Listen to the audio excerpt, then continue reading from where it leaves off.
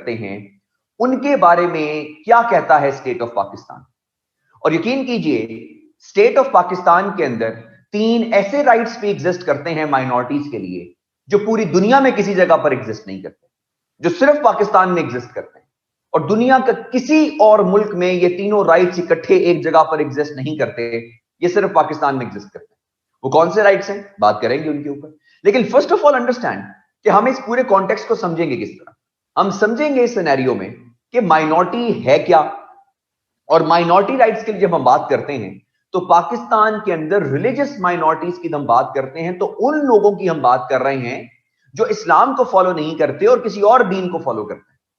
हम जो सेक्ट हैं हमारे विद इन इस्लाम, जो सेक्टेरियन चीजें हमारे पास मौजूद हैं, उनकी राइट्स के बारे में बात हम माइनॉरिटी राइट्स के डिस्प्यूट में नहीं करेंगे क्योंकि वो माइनॉरिटीज में नहीं आते, राइट। वो सेक्टेरियन हमारे पास प्रॉब्लम्स हैं जो कि एक सेपरेट टॉपिक एग्जिस्ट करता है, उसको हम इसके अंदर कवर नहीं करेंगे।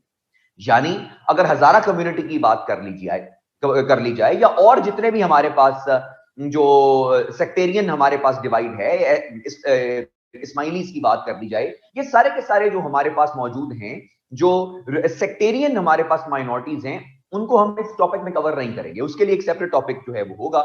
हम इसमें कवर करेंगे सिर्फ माइनॉरिटी राइट्स को, उन माइनॉरिटी राइट्स को जो कि सिर्फ पाकिस्तान में उन लोगों के लिए एग्जिस्ट करते हैं जो इस्लाम को फॉलो नहीं करते, किसी और दीन को फॉलो करते हैं। तो ये कॉन्टेक्स्ट जरा समझने की जरूरत है। ये पहला पॉइंट समझना था। अब दूसरे पॉइंट के ऊपर मैं आपको लेकर चलता हूं। अब स्टूडेंट गलती कहां पर करता है जब वो माइनॉरिटी राइट्स के बारे में बात करता है, जब वो माइनॉरिटीज पे बात करता है। तो let us understand this scenario. मैं आपके सामने एक सिनेरियो रखता हूं, उस सिनेरियो से आपको पूरे का पूरा आर्गुमेंट एक समझ आएगा जो मैं आपके सामने रन करना चाह रहा हूं। पाकिस्तान का जो कॉन्स्टिट्यूशन है उसका आर्टिकल 8 to 28, ये वो आर्टिकल्स हैं पाकिस्तान के कॉन्स्टिट्यूशन के जो फंडामेंटल राइट्स को डील करते हैं। फंडामेंटल राइट्स किसके? Fundamental rights of the individuals in Pakistan. Fundamental rights of the individuals. ठीक हो गया? हम fundamental rights of the individuals पे बात कर रहे हैं। अभी मैंने ये कहीं नहीं बताया आपको कि इसमें माइनॉरिटी के राइट्स कहां पर हैं, इसके अंदर मुस्लिम्स के राइट्स कहां पर हैं। लिखा हुआ है पाकिस्तान के कॉन्स्टिट्यूशन में fundamental rights of the people of Pakistan. कौन से हैं जी? आर्टिकल 8 से लेकर 28 तक के जो आर्टिकल्स हैं वो स्पेसिफिकली एग्जिस्ट करते हैं, फंडामेंटल राइट्स के articles of the individuals of the citizens of Pakistan, right. अगर मैं कहूं कि पाकिस्तान के अंदर 2 लोग हैं और इनके मैं रिलीजन पर बात ना करूं, तो क्या ये सारे के सारे राइट्स जो 8 to 28 हैं ये इन 2 लोगों को मिलेंगे? बिल्कुल मिलेंगे, क्योंकि 8 to 28 में तो ये कहीं नहीं लिखा हुआ कि ये मुस्लिम्स के राइट्स हैं या नॉन मुस्लिम्स के राइट्स हैं। इसका मतलब वहां पर लिखा हुआ है कि ये इंडिविजुअल के राइट्स हैं, ये लोगों के राइट्स हैं, ये सिटीजंस ऑफ पाकिस्तान के राइट्स हैं। और सिटीजंस ऑफ पाकिस्तान में नॉन मुस्लिम भी हैं, मुस्लिम भी हैं। इसका मतलब ये हुआ कि आर्टिकल 8 to 28 ये जो फंडामेंटल राइट्स के आर्टिकल हैं ये माइनॉरिटी के राइट्स भी हैं और मुस्लिम्स के राइट्स भी हैं। ये इंडिविजुअल्स ऑफ पाकिस्तान के राइट्स हैं, ये सिटीजंस ऑफ पाकिस्तान के राइट्स हैं। ये मतलब नहीं है कि 8 to 28 में जितने राइट्स एग्जिस्ट करते हैं, जिसके अंदर राइट टू लाइफ है, जिसके अंदर राइट टू आपके पास एजुकेशन है, जिसके अंदर राइट टू फेयर ट्रायल है, जिसमें राइट जो फ्रीडम जो है वो टू एक्सप्रेस योरसेल्फ है, उसमें राइट टू इंफॉर्मेशन है, ये वो राइट्स हैं जो इंडिविजुअल्स ऑफ पाकिस्तान के राइट्स हैं। इसमें माइनॉरिटीज को सेपरेट नहीं किया गया और मुस्लिम्स को सेपरेट नहीं किया गया। यानी कि ये वो राइट्स हैं जो मुसलमानों के और नॉन मुस्लिम्स के इकट्ठे हैं। और इसके बाद जो एक्स्ट्रा राइट्स आगे मिलते हैं वो सिर्फ इंडिविजुअल जो आपके पास माइनॉरिटीज हैं उनके हैं। यानी जो इसके अलावा पाकिस्तान के कॉन्स्टिट्यूशन के अंदर अलग राइट्स लिखे हुए माइनॉरिटीज के लिए, वो माइनॉरिटीज को सिर्फ मिलेंगे, वो मुसलमानों को नहीं मिलेंगे। यानी जो article, for example article 36 of the constitution of Pakistan deals with the rights of minorities, ये माइनॉरिटीज को मिलेगा, ये मुस्लिम को राइट नहीं मिलेगा। यानी कि अब इस चीज को अंडरस्टैंड कीजिए कि पाकिस्तान के कॉन्स्टिट्यूशन के लिहाज से माइनॉरिटीज के पास राइट्स ज्यादा हैं, मुसलमानों के पास राइट्स कम है। क्यों? उसकी रीजन ये है कि हमारे राइट्स तो यहां से लेकर यहां तक महदूद हैं, यहां से यहां तक महदूद हैं, ठीक हो गया। इसके बाहर के जो राइट्स हैं, जो एक्स्ट्रा राइट्स मिलते हैं, वहां पर स्पेसिफाई किया जाता है कि ये माइनॉरिटीज के राइट्स हैं। लेकिन 8 to 28 में ये मेंशन नहीं किया गया कि ये माइनॉरिटीज के हैं या किसी और के हैं, कहा गया है सिटीजन ऑफ पाकिस्तान के राइट्स। तो इसका मतलब ये हुआ कि माइनॉरिटीज के राइट्स जो हैं कंपैरेटिवली राइट्स जो आपके पास मुस्लिम्स के एग्जिस्ट करते हैं उससे ज्यादा हैं। अच्छा, क्या ये अनइक्वल डिस्ट्रीब्यूशन हुई है? नहीं, ये ज्यादती नहीं है, ये जरूरत है। अब जरूरत क्या है इसको अंडरस्टैंड करो। एक कॉन्सेप्ट होता है इक्वालिटी का, एक कॉन्सेप्ट होता है इक्विटी का। इक्वालिटी होती है बराबरी, इक्विटी होती है जरूरत के हिसाब से उस किसी को उसका हिस्सा दे दिया जाए जितनी उसको जरूरत है। मैं आपको एग्जांपल दे देता हूं। अब हम दो लोग मौजूद हैं कमरे के अंदर, दोनों भूखे, राइट, और हमारे पास दो रोटियां मौजूद हैं, एक मैंने खा ली और एक मेरे साथ जो मेरा दोस्त बैठा उसने खा ली। ये इक्वालिटी है, एक उसको मिल गई, एक मुझे मिल गई। अब हम दो लोग कमरे में बैठे हुए हैं, दो रोटियां हमारे पास मौजूद हैं, मैंने खाना खा लिया हुआ है, मेरे दोस्त को भूख है, अब वो दो रोटियां उसको मिल जाएंगी। ये इक्विटी है कि उसकी जरूरत के हिसाब से उसको वो चीज मिल जाए। मेरे साथ जाती नहीं हुई क्योंकि मेरी जरूरत ही नहीं थी। जब मेरी जरूरत ही नहीं थी तो फिर मेरी उसको जितनी ज्यादा जरूरत थी उसको उसकी जरूरत दे दी गई, उसके मुताबिक पूरा कर दिया गया। कॉन्सेप्ट इक्विटी का होता है और इक्वालिटी का होता है। सिस्टम के अंदर आपको कभी कभार अनइक्वल डिस्ट्रीब्यूशन करनी पड़ती है कुछ ऐसे लोगों के लिए जिनको राइट्स नहीं मिल रहे होते प्रॉपर। अब let me give you example, एक और देख लें। आप ऐसा कर दें, कोटा सिस्टम खत्म कर दें पाकिस्तान से, यानी कि आप कहेंगे बलोचियों के लिए कोई कोटा नहीं है, सिंधियों के लिए कोई कोटा नहीं है, खैबर पख्तूनख्वा वालों के लिए कोई कोटा नहीं है। सीएसएस के अंदर जनाब ओपन मेरिट पर तमाम के तमाम एलोकेशन होंगी।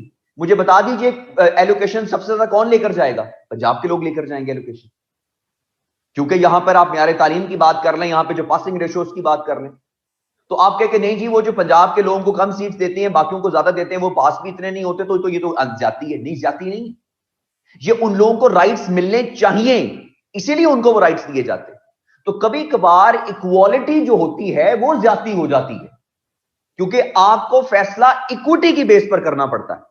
आपको कभी कभार इक्विटी की बेस पर चीजें करने की जरूरत होती है, और हम हर जगह इक्वालिटी को लेकर आते हैं। जरूरत के हिसाब से जो चीजें होती हैं वो राइट्स प्रोवाइड करना इक्विटी होता है। अब अगर आप जरूरत के हिसाब से प्रोवाइड नहीं करते, भाई बात ये है कि अब हम एक कमरे में, आप एग्जांपल इसे सादी एग्जांपल और समझ लेते हैं, कोई और एग्जांपल हम इसके अंदर से ले आते हैं। दो लोग कमरे के अंदर मौजूद हैं, राइट, दो लोग कमरे के अंदर मौजूद हैं, या फॉर एग्जांपल इस तरह का हिसाब लगा लें कि मेरे पास एक मार्कर ये मौजूद है और दूसरा मेरे पास ये ग्रीन और ब्लैक मार्कर, ये हमारे पास दो मौजूद है, राइट, दो मार्कर मेरे पास मौजूद है, दो बंदे बैठे हुए, मार्कर उसने ले लिया, एक मार्कर मैंने ले लिया, इक्वालिटी हो गई। लेकिन एक मुझे मार्कर की जरूरत नहीं है, मैं वैसे आपको पढ़ा लूंगा, या अगर एक बंदा दूसरा कहता है यार मुझे ग्रीन मार्कर चाहिए और एक ब्लू चाहिए, ब्लैक चाहिए, ये इक्विटी होगी कि मैं उसको दे दूं। इक्वालिटी होती है, एक मैं रखता एक वो रखता। तो कभी कभार राइट्स जो होते हैं वो इक्विटी की बेस पर देने की जरूरत होती है। सिस्टम के अंदर कभी कभार सप्रेस्ड क्लासेस को आपको उनकी जरूरत के मुताबिक राइट्स देने पड़ते हैं। चलें एक और एग्जांपल ले लेते हैं। एनएफसी अवार्ड है पाकिस्तान में, एनएफसी अवार्ड आता है। अब एनएफसी अवार्ड किस तरह डिस्ट्रीब्यूट होता है? अगर इक्वालिटी की बेस पर डिस्ट्रीब्यूट हो जाए, 100 रुपया है गवर्नमेंट के पास, वो 25 रुपए पंजाब को दे दे, 25 सिंध को दे दे, 25 बलूचिस्तान को दे दे और 25 खैबर पख्तूनख्वा को दे दे, ये तो जनाब बराबरी हो गई। लेकिन खैबर पख्तूनख्वा की जरूरतें फर्क हैं पंजाब से, सिंध की जरूरियात फर्क हैं, बलूचिस्तान की फर्क हैं। तो इसीलिए इक्विटी की बेस के ऊपर जो है वो डिस्ट्रीब्यूशन की जाती है कि जितनी जरूरत है।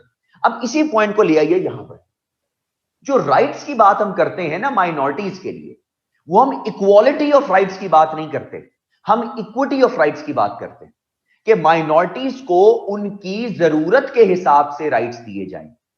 अगर जो राइट्स, यहां पर तो इक्वालिटी है ना, देखें यहां पर तो इक्वालिटी है, 8 से 28 तक इक्वली मुसलमानों को भी मिल रहे हैं, इक्वली नॉन मुस्लिम्स को भी मिल रहे हैं। लेकिन आर्टिकल 36 ऑफ द कॉन्स्टिट्यूशन ऐसा कॉन्स्टिट्यूशन है, ऐसा आर्टिकल है जो सिर्फ नॉन मुस्लिम्स को मिल रहा है। क्यों? उनकी जरूरत ज्यादा है, इक्विटी। दूसरी पे आ जाए, 10 सीट्स जो हैं वो माइनॉरिटीज के लिए जो है वो नेशनल असेंबली के अंदर उन्होंने पक्की कर दी कि नेशनल असेंबली के अंदर 10 माइनॉरिटीज की जो सीट्स हैं ये उनका कोटा हो गया। इसका ये मतलब नहीं है कि जो बाकी 272 जनरल सीट्स हैं उस पर माइनॉरिटीज नहीं आ सकती, वो लड़ सकती हैं इलेक्शन इसके ऊपर। हो सकता है 272 के 272 पे माइनॉरिटीज ही जीत जाएं, जनरल इलेक्शन है ना। लेकिन जो अगली 10 सीटें होंगी जो कोटे की हैं उस पे फिर मुस्लिम नहीं आ सकते, क्योंकि वो कोटा मखसूस ही माइनॉरिटीज के लिए, उस पर भी माइनॉरिटीज ही आएंगी। राइट, एक और एग्जांपल ले लें, एफपीएससी के अंदर 10% कोटा होता है लड़कियों के लिए, खवातीन के लिए 10% कोटा है। एंड के ऊपर फॉर एग्जांपल 10 सीटें बच गई हैं, 10 सीटें बच गई हैं, 10 लड़के पास हैं, 10 लड़कियां पास हैं। इक्वालिटी क्या हो, बराबर बराबर मिल जाए जनाब, लेकिन क्योंकि कोटा सिस्टम हुआ है वो 10 की 10 लड़कियों को मिल जाएगी, लड़कों को नहीं मिलेंगी। तो बात यह है कि सिस्टम के अंदर कभी कभी आपको अनइक्वल डिस्ट्रीब्यूशन करनी पड़ती है किसी एक स्पेसिफिक क्लास को, किसी एक स्पेसिफिक सेगमेंट को उसके राइट्स देने के लिए। माइनॉरिटीज का भी यही मसला है पाकिस्तान के अंदर कि हम माइनॉरिटीज के लिए हमेशा से इक्वल राइट्स की बात करते हैं कि ये माइनॉरिटीज को इक्वल राइट्स मिलने चाहिए। और भाई इक्वल राइट्स तो दे दिए हैं कॉन्स्टिट्यूशन ने 8 से 28 तक। हमें इक्विटी ऑफ राइट्स पर बात करनी है माइनॉरिटीज के लिए कि जितनी उनकी जरूरत है उसके हिसाब से उनको राइट्स प्रोवाइड किए जाए। यानी ये तो मिल ही रहे हैं उनको 8 to 28, इसके अलावा जो उनको जरूरत है उसको भी पूरा किया जाए। आप कहेंगे जनाब ये तो फिर जाती हो जाएगी, मुसलमानों के साथ जाती नहीं हो। क्यों? क्योंकि उनकी जरूरत ज्यादा है, वो सिस्टम के अंदर रह रहे हैं, आप एक दूसरे सिस्टम में रह रहे हैं, उनकी जरूरत डिफरेंट है, उनको डिफरेंट राइट्स में प्रोवाइड करने की जरूरत है। तो इस कॉन्टेक्स्ट को जहन के अंदर रखकर आपने इस पूरे के पूरे क्वेश्चन को अंडरस्टैंड करना है। यानी जब हम माइनॉरिटी के राइट्स पे बात करेंगे, हम 8 to 28 के आर्टिकल्स को भी देखेंगे, इसके अलावा जो आर्टिकल्स माइनॉरिटीज के पास राइट्स एग्जिस्ट करते हैं उनको भी देखेंगे, और फिर मैं एंड पे आपको 3 वो राइट्स भी बताऊंगा जो राइट्स सिर्फ पाकिस्तान के अंदर एग्जिस्ट करते हैं। क्लियर हो गया जी? Let us start the rights of minorities. इसका थोड़ा सा बैकग्राउंड देखेंगे पहले, और फिर इसके बाद हम चलेंगे करंट डेवलपमेंट के ऊपर। ये 2 पॉइंट्स क्लियर हो गए हैं आप लोगों को? Is these 2 points clear? Are these 2 points clear? ये क्लियर है जी? अब चलें जी।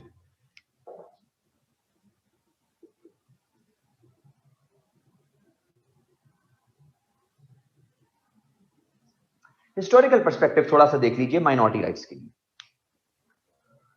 हम कायद-ए-आज़म मोहम्मद अली जिन्ना को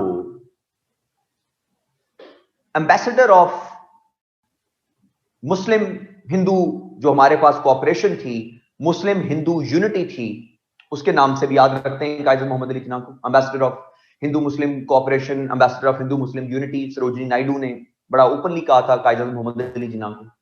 लेकिन कायद-ए-आज़म मोहम्मद अली जिन्ना की एक ऐसी बात जिसको बहुत से लोग उनको हाईलाइट नहीं करते, वो आर्गुमेंट ये है कि Quaid-e-Azam Mohammad Ali Jinnah is also the ambassador of minority rights. Ambassador of minority rights सिर्फ मुसलमानों की बात नहीं कर रहा, कि जब मोहम्मद अली जिन्ना ने फ्रीडम मूवमेंट पर काम शुरू किया था तो फ्रीडम मूवमेंट के अंदर वो माइनॉरिटी राइट्स पर काम करते थे, मुसलमानों के साथ साथ वो तमाम माइनॉरिटीज के ऊपर भी काम करते थे। आप 1940 का जो लाहौर रेजोल्यूशन है, जिसको बाद में कांग्रेस ने पाकिस्तान रेजोल्यूशन का नाम दे दिया, वैसे तो पाकिस्तान रेजोल्यूशन थी नहीं, वो तो लाहौर रेजोल्यूशन थी, उसको अगर आप देख लीजिए, पढ़िए, उसके टोटल 4 पैराग्राफ हैं, 400 वर्ड हैं टोटल पूरे उसके। उसमें से जो चौथा पैराग्राफ है अगर आप उसको पढ़िए, उसके अंदर कायद-ए-आज़म मोहम्मद अली जिन्ना एडिक्वेट राइट्स फॉर माइनॉरिटीज की बात करते हैं। वो कहते हैं adequate rights for minorities in consultation with them. वहां पर लफ्ज मुस्लिम नहीं लिखा जाता, वहां पर माइनॉरिटीज की बात की जाती है कि यहां पर माइनॉरिटीज को राइट्स दिए जाएंगे। मुसलमानों के राइट्स पे बात नहीं हो रही, माइनॉरिटी के राइट्स पे बात हो रही। आप उठाकर देख लीजिए दिल्ली मुस्लिम प्रपोजल 1927 का, कि जिसके अंदर मोहम्मद अली जिन्ना ने ओपनली बात की थी कि अगर किसी प्रोविंशियल असेंबली में 3/4 majority of a specific community किसी बिल को रिजेक्ट कर दे तो वो बिल पास नहीं हो सकता। वो किसी भी माइनॉरिटी की बात कर रहे थे, वो कहते थे 3/4 मेजॉरिटी ऑफ एनी माइनॉरिटी, कोई भी, उसमें सिख भी आ जाते थे, उसमें मुसलमान भी आ जाते थे, उसमें क्रिश्चियंस भी आ जाते थे, सब आ जाते थे। तो मोहम्मद अली जिन्ना को हम ambassador of Hindu Muslim unity तो कहते हैं, लेकिन एम्बेसडर ऑफ माइनॉरिटी राइट्स, बहुत बड़े एम्बेसडर ऑफ माइनॉरिटी राइट्स वो एग्जिस्ट करते थे। इसकी एग्जांपल मैं आपको दे देता हूं। 11 अगस्त के हिस्टोरिकल पर्सपेक्टिव को अंडरस्टैंड कर रहे हैं।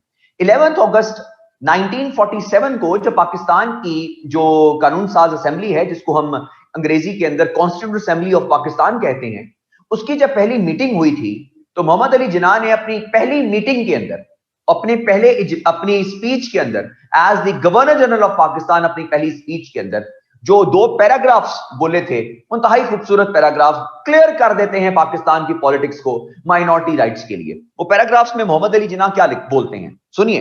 वो कहते हैं, you are free to go to your temples, you are free to go to your mosques or any other places of worship in this state of Pakistan.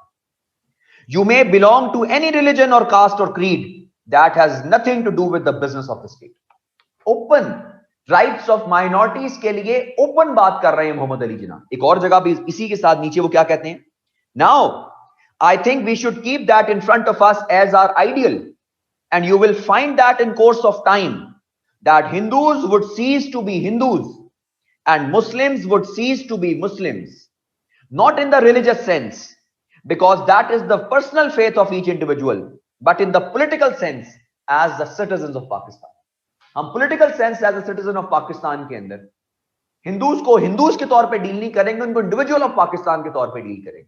Muslims को as अ मुस्लिम deal नहीं करेंगे, as a individual of Pakistan deal करेंगे, right. Christians को as a Christian deal नहीं किया जाएगा, सिखों को एज अ सिख डील नहीं किया जाएगा, as individual of Pakistan deal किया जाएगा। इसीलिए ये राइट्स जो आपके पास 8 to 28 में हमने लिखे थे, वो इंडिविजुअल्स ऑफ पाकिस्तान के राइट्स हैं। वो आपको डिस्ट्रीब्यूट नहीं होते on the basis of your religion, क्योंकि ये आपका बेसिक जो आइडिया जहां से आप स्टार्ट हुए हो, पूरा पाकिस्तान जहां से स्टार्ट हुआ है, ये बेसिक आइडिया वहां से जनरेट हुआ है कि जनाब यहां पर आपको माइनॉरिटी को राइट्स देने पड़ेंगे। तो हिस्टोरिकल पर्सपेक्टिव की अगर हम बात करें कि क्रिएशन ऑफ पाकिस्तान जो है, वो क्रिएशन ऑफ पाकिस्तान, पहली बात जो है, it's no more than a miracle. ये यकीन कीजिए कि इट्स अ बिग मिरेकल जो पाकिस्तान जो है आपके पास जो है मार्ज़े वजूद के अंदर आता है। लेकिन उसके अंदर जब Mohammad Ali Jinnah the founding father of Pakistan, वो कहते हैं कि minority rights will be provided, तो इसका मतलब है कि your essence, your base was already set on the 11th of August 1947 के जब आपकी मीटिंग हुई आपकी कॉन्स्टिट्यूंट असेंबली की, जहां पर कहा गया कि यहां पर जो है माइनॉरिटी को राइट्स दिए जाएंगे। उसका मतलब कि बेसिस आपकी बिल्कुल सेट थी। लेकिन अनफॉर्चुनेटली जो करंट सिनेरियो चल रहा है हमारे मुल्क के अंदर, उसमें माइनॉरिटीज को जो राइट्स हैं, वो हमें पता है और आपको भी पता है और मुझे भी पता है कि वो माइनॉरिटीज को कितने राइट्स जो है हम प्रोवाइड करते हैं। ये वही मुल्क है कि जहां से आपने अब इसको बनने से पहले, यानी 14 अगस्त को जब ये आजाद हुआ, उसके बनने से 3 दिन पहले जब आपकी कॉन्स्टिट्यूंट असेंबली की मीटिंग हुई, तो वहां पे भी माइनॉरिटी राइट्स के लिए बात की गई और ये एक सारा कॉन्सेप्ट स्टार्ट हुआ। ये वो मुल्क है कि जिसके फाउंडिंग फादर ने हमेशा से माइनॉरिटी राइट्स के लिए बात की। लेकिन हम जो आजकल कर रहे हैं माइनॉरिटीज के साथ, वो मुझे भी पता है और आपको भी पता है। खैर, बात इसको देखेंगे, सॉल्यूशंस भी देखेंगे इसके सारे के सारे, लेकिन हिस्टोरिकल पर्सपेक्टिव के अंदर आप जो है वो 1927 के दिल्ली मुस्लिम प्रपोजल्स को भी लिख सकते हैं। आप इसके बाद जो है वो 11th August 1947 की जो कॉन्स्टिट्यूंट असेंबली की मीटिंग थी मोहम्मद अली जिन्ना ने, जिसके अंदर स्पीच की थी, उसको भी आप रेफर कर सकते हैं हिस्टोरिकल पर्सपेक्टिव के अंदर कि माइनॉरिटीज के लिए जो राइट्स हैं वो हमेशा से the founding father of Pakistan के ज़हन के अंदर थे कि माइनॉरिटीज को इक्वल राइट्स मिलेंगे, इक्वल अपॉर्चुनिटीज मिलेंगी सारे के सारे सिनेरियो में। अब आते हैं, बात करते हैं द राइट्स ऑफ माइनॉरिटीज इन पाकिस्तान के अंदर कि हमारे पास इस मुल्क में माइनॉरिटीज के लिए कौन कौन से राइट्स जो हैं वो मौजूद हैं। इनमें से कुछ राइट्स जो हैं अब लिखते जाएंगे, इनको जरा आप अंडरस्टैंड कर लीजिए कि वो कौन कौन से राइट्स जो हैं आपके पास एग्जिस्ट करते हैं, उसको हम देखते जाएंगे जी इंशाल्लाह साथ साथ। Let us start from the very first point जी। Article 9 of the constitution deal करता है, यानी कि अब हम डील कर रहे हैं माइनॉरिटी राइट्स को। माइनॉरिटी राइट्स इन पाकिस्तान कौन कौन से हैं, लिस्ट ऑफ माइनॉरिटी राइट्स कह लें या इसको एक्सप्लेन करने के लिए आप बना लें जी, कौन कौन सी लिस्ट है हमारे पास। नंबर 1 जी, article 9 of the constitution of Pakistan जो है वो डील करता है आपके पास सिक्योरिटी ऑफ अ पर्सन को। Security of a person, it is the job of the state to provide the security to every individual in Pakistan irrespective of their caste, creed or religion. Caste, creed and religion, right? 11th August 1947. It is the responsibility of the individuals, in responsibility of the state to provide the security to the individuals in Pakistan irrespective of their caste, creed और religion. इसके अंदर minorities भी आती हैं, इसके अंदर Muslims भी आते हैं। तो पहला राइट माइनॉरिटीज का क्या है कि they should be provided security, और सिक्योर जो है माइनॉरिटीज हैं इस मुल्क के अंदर। हमारे पास जो है वो इतने वाकयात जो हैं आते हैं कि जिसके अंदर माइनॉरिटीज को बगैर कोई राइट प्रोवाइड किए उनको मार दिया जाता है या उनको उनके राइट्स को सप्रेस कर दिया जाता है eight the end of the day. खैर, ये पहला आर्गुमेंट आपके ज़हन के अंदर आना चाहिए कि this is the first point that you need to understand, that the first right that the minorities have in Pakistan is the right of security. They should feel secure as a citizen of Pakistan. They should not feel secure as a Christian, as a Sikh, as a Hindu, or any other religion that they follow. They should feel secure being the citizen of Pakistan. Article 9 पे बात हो रही थी, अब आते हैं जी article 10 के ऊपर। आर्टिकल 10 ऑफ द कॉन्स्टिट्यूशन है जी, safeguard from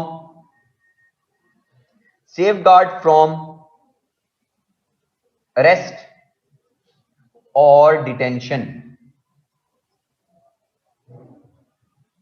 Safeguard from arrest or detention. आपको बगैर किसी वजह के अरेस्ट नहीं किया जा सकता, और अगर आपको अरेस्ट कर लिया गया है तो विद इन 24 आवर्स ये आपका राइट है कि आपको किसी अदालत में पेश किया जाए। 24 घंटे के अंदर अंदर आपको अदालत में पेश किया जाए। अगर आपको अरेस्ट करने के 24 घंटे के अंदर अंदर आपको अदालत में पेश नहीं किया जाएगा तो आप ये राइट्स, आपके राइट्स की वायलेशन, या आपके राइट्स की वायलेशन, इसमें तमाम भी आते हैं, इसमें नॉन मुस्लिम्स भी आते हैं, इसमें मुस्लिम्स भी आते हैं, राइट। तो पहली बात ये है कि इलीगल अरेस्ट और डिटेंशन जो है, इलीगल अरेस्ट और डिटेंशन, वो सिर्फ एक कंडीशन ऐसी है कि जिसके अंदर आपको बगैर वारंट के अरेस्ट किया जा सकता है, बगैर वारंट के। वो सिनेरियो है कि जब आपकी वजह से नेशनल सिक्योरिटी को कोई मसला हो, आपकी वजह से, मतलब आपकी प्रेजेंस से, या आप कोई फॉर एग्जांपल इश्तिहारी हो गए, करार दे दिया गया है आपको, या कोई भी मसला हो गया है आपका, किसी वजह से आपका जो है, आपकी प्रेजेंस जो है वो नेशनल सिक्योरिटी को जो है चैलेंज कर रही है, तब जो है आपको बगैर वारंट के अरेस्ट किया जा सकता है। वो भी ज्यादा देर के लिए नहीं, वो भी एक स्पेसिफिक टाइम जो है वो कानून के अंदर लिखा गया है कि इतने स्पेसिफिक टाइम के लिए आपको अरेस्ट किया जा सकता है, ज्यादा देर के लिए अरेस्ट नहीं किया जा सकता। वो मैक्सिमम जो टाइम है वो 3 माह का रखा गया है कि मैक्सिमम भी आपको जो डिटेन किया जा सकता है वो 3 मंथ्स के लिए डिटेन किया जा सकता है। लेकिन बात करने की ये है कि इलीगल अरेस्ट और डिटेंशन जो है according to article 10 of the constitution जो है वो प्रोहिबिटेड है, और आपको अरेस्ट नहीं किया जा सकता। अगर वो कर भी लें किसी वजह से, और आपको वारंट्स उनके पास हैं अरेस्ट करने के, तो कोई क्राइम आपने कमिट किया है, वो आपको अरेस्ट कर सकते हैं। लेकिन ये आपका राइट है, इवन दो आप क्रिमिनल हैं, एक्यूज्ड हैं, आप अक्यूज्ड हैं, क्रिमिनल नहीं है, एक्यूज्ड हैं, तो इसका मतलब आपका राइट है कि विद इन 24 आवर्स आपको किसी अदालत के अंदर पेश किया जाए। अगर इतवार का दिन भी मौजूद है तो तब भी पेश किया जाए, मतलब आपको 24 घंटे के अंदर अंदर जो है पेश किया जाए एक अदालत के अंदर, ताकि आपका रिमांड ले लिया जाए कि आपको लीगली तौर पे जो है वो अरेस्ट कर सकें, डिटेन कर सकें 3 दिन का, 5 दिन का, 7 दिन का, कि जिसके अंदर वो फॉर एग्जांपल आपको वो जो है वो इन्वेस्टिगेट कर सकते हैं। वो राइट उनको लेना पड़ेगा अदालत से जाकर। ये होता है आर्टिकल 10 सेफगार्ड फ्रॉम अरेस्ट और डिटेंशन। आर्टिकल 10A ये आता है right of fair trial. Right of fair trial, right of fair trial ये आर्टिकल 10A है, 10A। ये 10A आपको खुद ही पता चल जाएगा 10A, क्योंकि ये अमेंडमेंट हुई थी पाकिस्तान के कॉन्स्टिट्यूशन के अंदर, 18th अमेंडमेंट हुई थी पाकिस्तान के कॉन्स्टिट्यूशन में। आर्टिकल 10A तब ऐड हुआ था पाकिस्तान के फंडामेंटल राइट्स के अंदर। इसका मतलब है राइट टू फेयर ट्रायल, आपको फेयर ट्रायल प्रोवाइड किया जाएगा। It is your right that you should be provided a fair trial, यानी आपको पूरा मौका दिया जाएगा कि आप अपने आप को सच्चा साबित कर लें, आप अपने आप को बेगुनाह साबित कर लें। लेकिन अगर फॉर एग्जांपल आपको सप्रेस करके कोर्शन के जरिए, यानी फोर्स के जरिए आपके ऊपर मुकदमा चलाया जा रहा है, या आपको जो है बाय फोर्स कुछ जो है आपके बारे में किया जा रहा है, आपका ट्रायल आपका नहीं हो रहा, तो it is the violation of your right, that is article 10A. So it is your right that you should be provided the right of fair trial. और राइट ऑफ फेयर ट्रायल जो है वो आपके पास अल्टीमेटली जो है वो आपका right है, even though you have been accused of a specific crime. वो किसी भी क्राइम के अंदर आप अक्यूज्ड हैं। अब let me give you an example.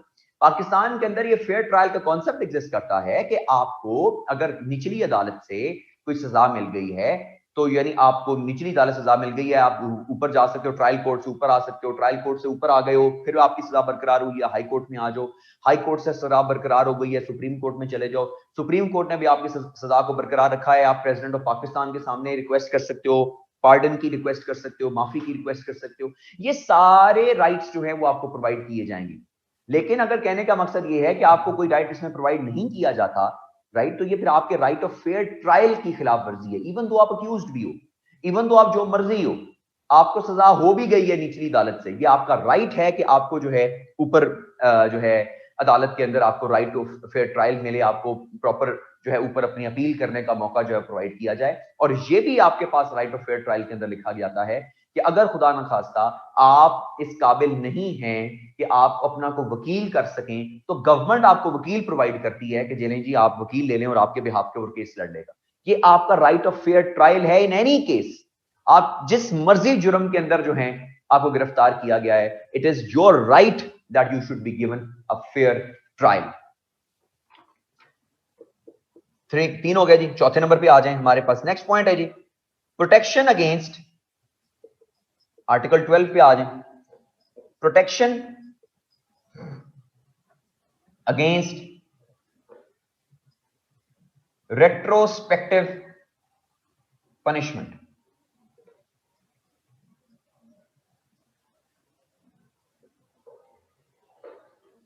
Protection against retrospective punishment. Protection against retrospective punishment. ये रेट्रोस्पेक्टिव पनिशमेंट क्या होती है? एनीवन जी, व्हाट इज रेट्रोस्पेक्टिव पनिशमेंट? किसी को आइडिया हो, किसी को पता हो, ये रेट्रोस्पेक्टिव पनिशमेंट क्या होती है? क्रूअल नहीं, डबल पनिशमेंट नहीं होती। डबल पनिशमेंट दूसरी है, वो आपके पास दूसरा नेक्स्ट आर्टिकल 13 डील करता है। रेट्रोस्पेक्टिव पनिशमेंट जब क्राइम होगा तभी पनिशमेंट दी जाएगी, हैं? जब क्राइम होता तभी पनिशमेंट दी जाती है यार, कि पहले ही दे देते हैं पनिशमेंट को। पनिशमेंट, रेट्रोस्पेक्टिव पनिशमेंट का मतलब होता है कि आपको, सुन लें, आपको, जी बिल्कुल ऐसे ही, कि you can not be given a punishment, you can not be given punishment for the act that you cannot be given the punishment for the act that you committed when it was not a crime। जब वो crime नहीं था कोई act ऐसा, तो उसके ऊपर आपको सजा नहीं दी जा सकती। फॉर एग्जाम्पल इमेजिन कर लीजिए, आप आज इशारा तोड़ दें जी, आप वो सड़क पे लगा हुआ, ठीक है जी, आप इशारा तोड़ के निकल गए और ये अभी क्राइम नहीं है, इस पे कोई सजा नहीं है, इस पे चलान नहीं है। अब जी कल से उन्होंने लॉ बना दिया कि जनाब ये चलान होगा जनाब जो इशारा तोड़ के जाएगा। अब इसके ऊपर ये नहीं होगा कि जनाब आपने कल इशारा तोड़ा था तो आज आप उसका चलान पे करेंगे, नहीं, ऐसा नहीं होगा। तो जिस टाइम आपने वो एक्ट कमिट किया है, अगर उस टाइम वो क्राइम है तो तभी आपको सजा मिलेगी, वरना आपको सजा नहीं मिल सकती। तो प्रोटेक्शन अगेंस्ट रेट्रोस्पेक्टिव पनिशमेंट ये बेसिकली आपके पास होता है। तो आप इसको लिख सकते हैं, an act that was not punishable, an act that was not punishable when it was committed, an act that was not punishable when it was committed। ठीक है जी, तो ये उसके ऊपर आपको सजा जो है बेसिकली नहीं दी जाती जी। Kite flying is a crime, now it wasn't in the past, so we can't be punished for flying kites in the past. जी बिल्कुल, वो कहें जनाब आपने पास्ट के अंदर जनाब गुड़ियां उड़ाई हैं, हमने देखा था आपको सीसीटीवी फुटेज के अंदर कि आप जनाब वो छत पे जाके गुड़ियां उड़ा रहे थे, तो आपने पास्ट में गुड़ियां उड़ाई हैं तो आपको अब सजा मिलेगी, ऐसा नहीं होगा, राइट। तो कोई भी ऐसा काम, कोई ऐसा एक्ट जो उस टाइम क्राइम ना हो, जिस टाइम आपने वो कमिट किया हो, आपको उस चीज के बारे में सजा नहीं दी जा सकती, राइट। ये आपके पास प्रोटेक्शन अगेंस्ट रेट्रोस्पेक्टिव पनिशमेंट है। क्योंकि लॉ के बारे में जरा समझ लीजिए, लॉ हमेशा प्रोस्पेक्टिव होता है, मतलब बाद में अप्लाई होगा, प्रोस्पेक्टिव। 12 बजे पेट्रोल की प्राइस बढ़ गई, उन्होंने कहा कि 12 बजे के बाद 2 रुपए पेट्रोल की प्राइस बढ़ जाएगी। अब वो दो जो प्राइस बढ़ी है वो 12 बजे के बाद बढ़ी है। अगर आपने 11 बजे पेट्रोल डलवाया है तो इसका ये मतलब नहीं है कि वो आपको फोन करेंगे कि सर आप पेट्रोल डलवा के गए थे तो प्राइस बढ़ गई तो 2 रुपए वापस करेंगे आके हमारे और दे हमें, ऐसा नहीं होगा। तो जिस टाइम वो होगा उसी टाइम वो इंप्लीमेंट होगा। क्लियर हो गया जी? आर्टिकल 12 आपके पास आ गया। इसके अलावा आपके पास दूसरा जो है आर्टिकल 11। आर्टिकल 11 वैसे तो पहले आना था, वो स्लेवरी एंड फोर्स्ड लेबर है। Slavery and forced labour, slavery and forced labour, जिसके अंदर आपके पास ह्यूमन राइट्स ट्रैफिकिंग भी आ जाती है, सॉरी ह्यूमन ट्रैफिकिंग भी आ जाती है।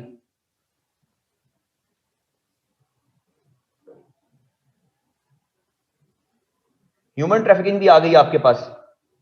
और इसी के अंदर भी स्लेवरी एंड फोर्स्ड लेबर, इसी में लिखा हुआ है कि no child under the age of 14 years, no child under the age of 14 years can be जो है वो मेड हाउस हेल्प, या उसको काम पे नहीं लगाया जा, उसको जो है वो नौकरी पे नहीं लगाया जा सकता, और अगर कोई रखेगा वो वायलेशन करेगा लॉ।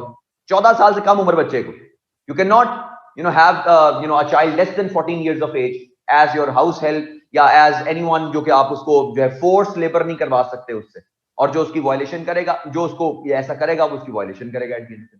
तो ये आपके पास article 11 slavery and force labour, और आपके पास ये इसके अंदर बकायदा तौर पे आर्टिकल में लिखा हुआ है any child below the age of 14 years, 14 year से नीचे जो है वो नहीं आ सकता आपके पास। ठीक हो गया जी? आर्टिकल 9, 10, 10A, 11, 12, आर्टिकल 13 आ जाते हैं जी। इवन इफ वी पे their parents, you can not justify the act कि भाईजान आप पैसे देते हैं तो इसका मतलब ये है कि जनाब आप ठीक काम कर रहे हैं। आप सूद लें, और सूद लेके करें क्या? सूद लेके लोगों को बांटना शुरू कर दें, अपने पास ना रखें, सूद बांटना शुरू कर देंगे। सर मैं तो सूद बांट रहा हूं, ये जो चीज गलत है वो गलत है। वो उसके बाद आप जो मर्जी कर रहे हैं उस पैसे से, राइट, तो वो अल्टीमेटली आपके पास वो गलत ही चीज है, आप जस्टिफाई नहीं कर सकते at the end of the day किसी चीज को, जो गलत है वो गलत, कि जी ये चीज तो सर वो ठीक है, वो सोर्स तो उसका गलत है, लेकिन सर देखिए मैं आगे तो बड़ा अच्छा काम कर रहा हूं, राइट। तो ये बेसिकली हमारे पास एग्जिस्ट करता है, कॉमन तो है सोसाइटी के अंदर, लेकिन बात करने की ये है कि हमारे माशरे के अंदर कुछ ऐसी चीजें भी एग्जिस्ट करती हैं, कुछ ऐसी माशरे में भी चीजें एग्जिस्ट करती हैं जिसके बारे में लोगों को अवेयरनेस ही नहीं है कि यार ये गलत है, हमें पता ही नहीं है। चलो माइनॉरिटीज को तो उनके बेचारों के राइट्स पता ही नहीं है, हमें अभी अपने राइट्स नहीं पता। हमें राइट्स तो चले छोड़, दूसरी बात है ऑब्लिगेशंस भी नहीं पता हमें अपनी, कि ये हमारी ऑब्लिगेशंस भी एग्जिस्ट करती हैं, सारी की सारी चीजें, राइट। तो ये कुछ चीजें हैं, हमारी ऑब्लिगेशंस भी एग्जिस्ट करती हैं, वो ऑब्लिगेशंस भी पूरी करने की जरूरत होती है, और राइट्स भी। और मैं आपको एक और बात बताऊं, राइट्स आप ओपनली तब मांग सकते हैं, ये बात याद रखिएगा जहन के अंदर। ये बेशक आप वायलेशन भी करें लॉज की, खैर है कोई बात नहीं, लेकिन जमीर के अंदर ये बात आपके जहन में जरूर होनी चाहिए, जमीर आपका जरूर मलाल करेगा इस चीज के ऊपर, गौर से सुनिएगा। राइट्स आप तब प्रॉपर डिमांड कर सकते हैं जब आप अपने प्रॉपर ऑब्लिगेशंस फुलफिल कर रहे हो। If you are not properly fulfilling your obligations, you don't have any rights कि आप राइट्स को मानना शुरू कर देंगे, जनाब राइट्स हमें आप दे दें। ऑब्लिगेशन को छोड़ें सर, ऑब्लिगेशन नहीं पूरी करनी हमने, राइट्स जो है वो हमारे होने चाहिए पूरे eight the end of the day. आपके राइट्स आपको तब मिलेंगे, ये आपका हक भी है, आपके राइट्स आपको तब मिले जब आप उसके साथ साथ अपनी ऑब्लिगेशंस भी पूरी कर रहे हैं। और अगर आप अपनी ऑब्लिगेशंस पूरी नहीं कर रहे और सिर्फ बैठ के खा रहे हैं और अपने राइट्स को मांग रहे हैं, तो इसका मतलब ये है कि ये भी आप वायलेशन कर रहे हैं। बेशक आप मांगते रहें, कोई अब कहेगा कुछ भी नहीं, लेकिन अंदर खाते पता होगा आपको कि मैं गलत कर रहा हूं ऐसे जी। Obligation as a citizen of Pakistan, ये हमारी ऑब्लिगेशन है as a citizen of Pakistan, कि कोई चीज हमारे पास जो हमारी पावर के अंदर आती है, जो हम कुछ जिसके बारे में कुछ कर सकते हैं उसके बारे में करें।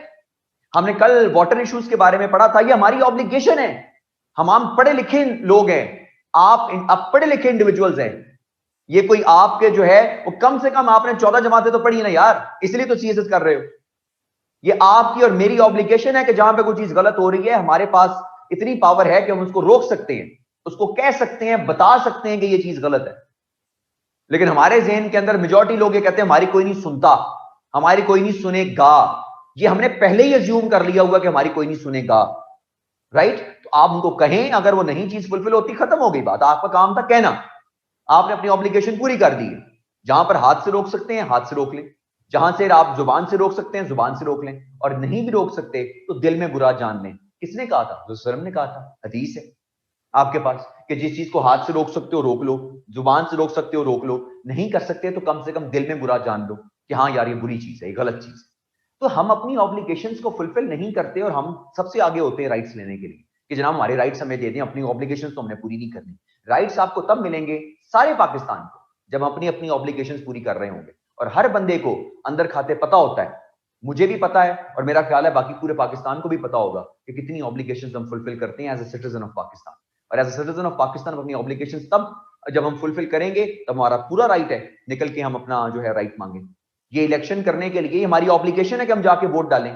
50% हमारा टर्नआउट होता है, 50% लोग वोट नहीं डालते, और फिर जनाब कहते हैं जनाब गवर्नमेंट करप्ट हो गई, पता नहीं इमरान खान को कौन ले आया, पता नहीं जरदारी को कौन ले आया, पता नहीं नवाज शरीफ को कौन ले आया। भाईजान आप हिलते जाके वोट डालते तो ये ना आता, आप किसी और को डाल लेते वोट। नहीं, हमारे एक वोट से क्या होना है, बाकी 50 ने भी यही सोचा था कि हमारे एक वोट से क्या होना है, वो सारे सोच के जनाब वो आगे से आगे चले पड़े। तो बात ये है कि आप अपनी ऑब्लिगेशंस तो हम फुलफिल कर नहीं रहे as a citizen of Pakistan, और ऑब्लिगेशंस फुलफिल नहीं कर रहे, और राइट्स लेने के लिए हम सबसे आगे होते हैं कि जनाब ये हमारे राइट्स एग्जिस्ट करते हैं, हमारी ये चीजें एग्जिस्ट करती हैं। राइट्स एग्जिस्ट करते हैं इस मुल्क के अंदर, लेकिन भाई ऑब्लिगेशंस भी होती हैं साथ साथ, सिर्फ राइट्स पे नहीं जिंदा रहना होता, ऑब्लिगेशंस भी फुलफिल करनी होती हैं आपने। खैर आर्टिकल 13 पे बात कर लेते हैं। आर्टिकल 13 क्या कहता है? आर्टिकल 13 कहता है protection from double punishment, protection from double punishment.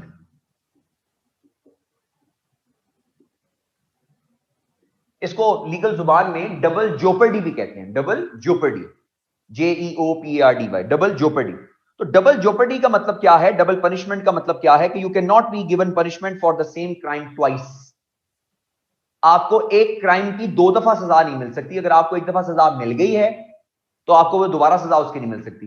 कि फॉर एग्जांपल आप कहेंगे जनाब आपको एक दफा सजा मिल गई लेकिन हमें रियलाइज हुआ कि आपको सजा कम मिली है, ठीक है, अब आपको दोबारा सजा मिलेगी, ऐसा नहीं हो सकता। You can't be given punishment for the same crime twice. ये आपके पास प्रोटेक्शन फ्रॉम डबल पनिशमेंट के हमारे पास आर्टिकल जो एग्जिस्ट करता है, article 13 of the constitution of Pakistan इसको डील करता है। ठीक है जी। Article 14, inviolability, inviolability of the dignity, inviolability of the dignity of individual। Article 14 of the Constitution of Pakistan। अब आपको ये चीज आर्टिकल समझ लग के आपको जी in some offences fine and imprisonment is imposed if considered no, उसको तो लॉ में लिखा हुआ है कि फाइन भी इंपोज हो सकता है, इंपोज हो सकता है, और पनिशमेंट भी इंपोज हो सकती है, या दोनों इंपोज हो सकती हैं। ये लॉ में लिखा हुआ होगा। अगर लॉ में लिखा हुआ है तो फाइन और पनिशमेंट दोनों इंपोज होंगी, अगर लॉ में नहीं लिखा हुआ तो एक चीज इंपोज होगी। ये लॉ में लिखा होगा। अगर लॉ में नहीं लिखा हुआ तो फिर आपको डबल पनिशमेंट नहीं मिल सकती। लॉ में लिखा हुआ है तो फिर आपको लॉ के मुताबिक पनिशमेंट मिलेगी। Article 14, inviolability of the dignity of individual. ये वो आर्टिकल है, आर्टिकल 14, जो रोकता है आपको कैपिटल पनिशमेंट देने से अवाम के सामने। जो सरेआम फांसी की बातें होती है ना, ये वो आर्टिकल है 14 जो रोकता है सरेआम फांसी से। Inviolability of the dignity of the individual. हमें जुर्म से नफरत करनी चाहिए, हम मुजरिम से नफरत करते हैं। हमें जुर्म से नफरत नहीं है, हमें मुजरिम से नफरत है eight the end of the day. Problem ये है कि आपके पास जो भी आप कहें जी सरेआम फांसी दे दें जी, उसको फलां कर दें जी, ये कर दें जी, वो कर दें जी, फलां कर दें, ठीक है जी, आपका राइट है, आप सेंटिमेंट्स में आ गए हुए हैं, आपके सेंटिमेंट्स की कदर है, आपके सेंटिमेंट्स गलत नहीं है। शायद जो है वो बाकी ज्यादा आपसे भी ज्यादा कुछ सेंटिमेंटल हो इस मामले के अंदर, जिस मामले के अंदर हम सेंटिमेंटल जो होने की कोशिश करते हैं। लेकिन इसका यह मतलब नहीं है कि कुछ ऐसी चीजों को हम भूल जाएंगे जो चीजें हमारे पास लिखी हुई पड़ी। डिग्निटी ऑफ द इंडिविजुअल जो है उसको आप एब्रोगेट नहीं कर सकते। Inviolability of the dignity of the individual. बड़े लोग आपके पास आज ऐसे भी एग्जिस्ट करते हैं जो कैपिटल पनिशमेंट के खिलाफ है जो है दुनिया के अंदर। वो कैपिटल पनिशमेंट नहीं देना चाहते, वो कहते कैपिटल पनिशमेंट जो है वो इनह्यूमेन होती है। कैपिटल पनिशमेंट, बड़े लोग हैं जो कैपिटल पनिशमेंट के खिलाफ हैं। और जो मेजर आर्गुमेंट क्या देते हैं वो कैपिटल पनिशमेंट के बारे में, वो कहते हैं you're killing a person to tell the world that killing was wrong, you're killing a person to tell the world that killing was wrong. आपने भी वही काम कर रहे हो ना जो वो काम वो कर रहा था eight the end of the day. तो जरूरत इस चीज की है कि आपको एक पूरे का पूरा सिस्टम डेवलप करने की जरूरत है जिसके अंदर हम सर्टेनिटी ऑफ पनिशमेंट पे फोकस करें, सेवियरिटी ऑफ पनिशमेंट पे फोकस ना करें।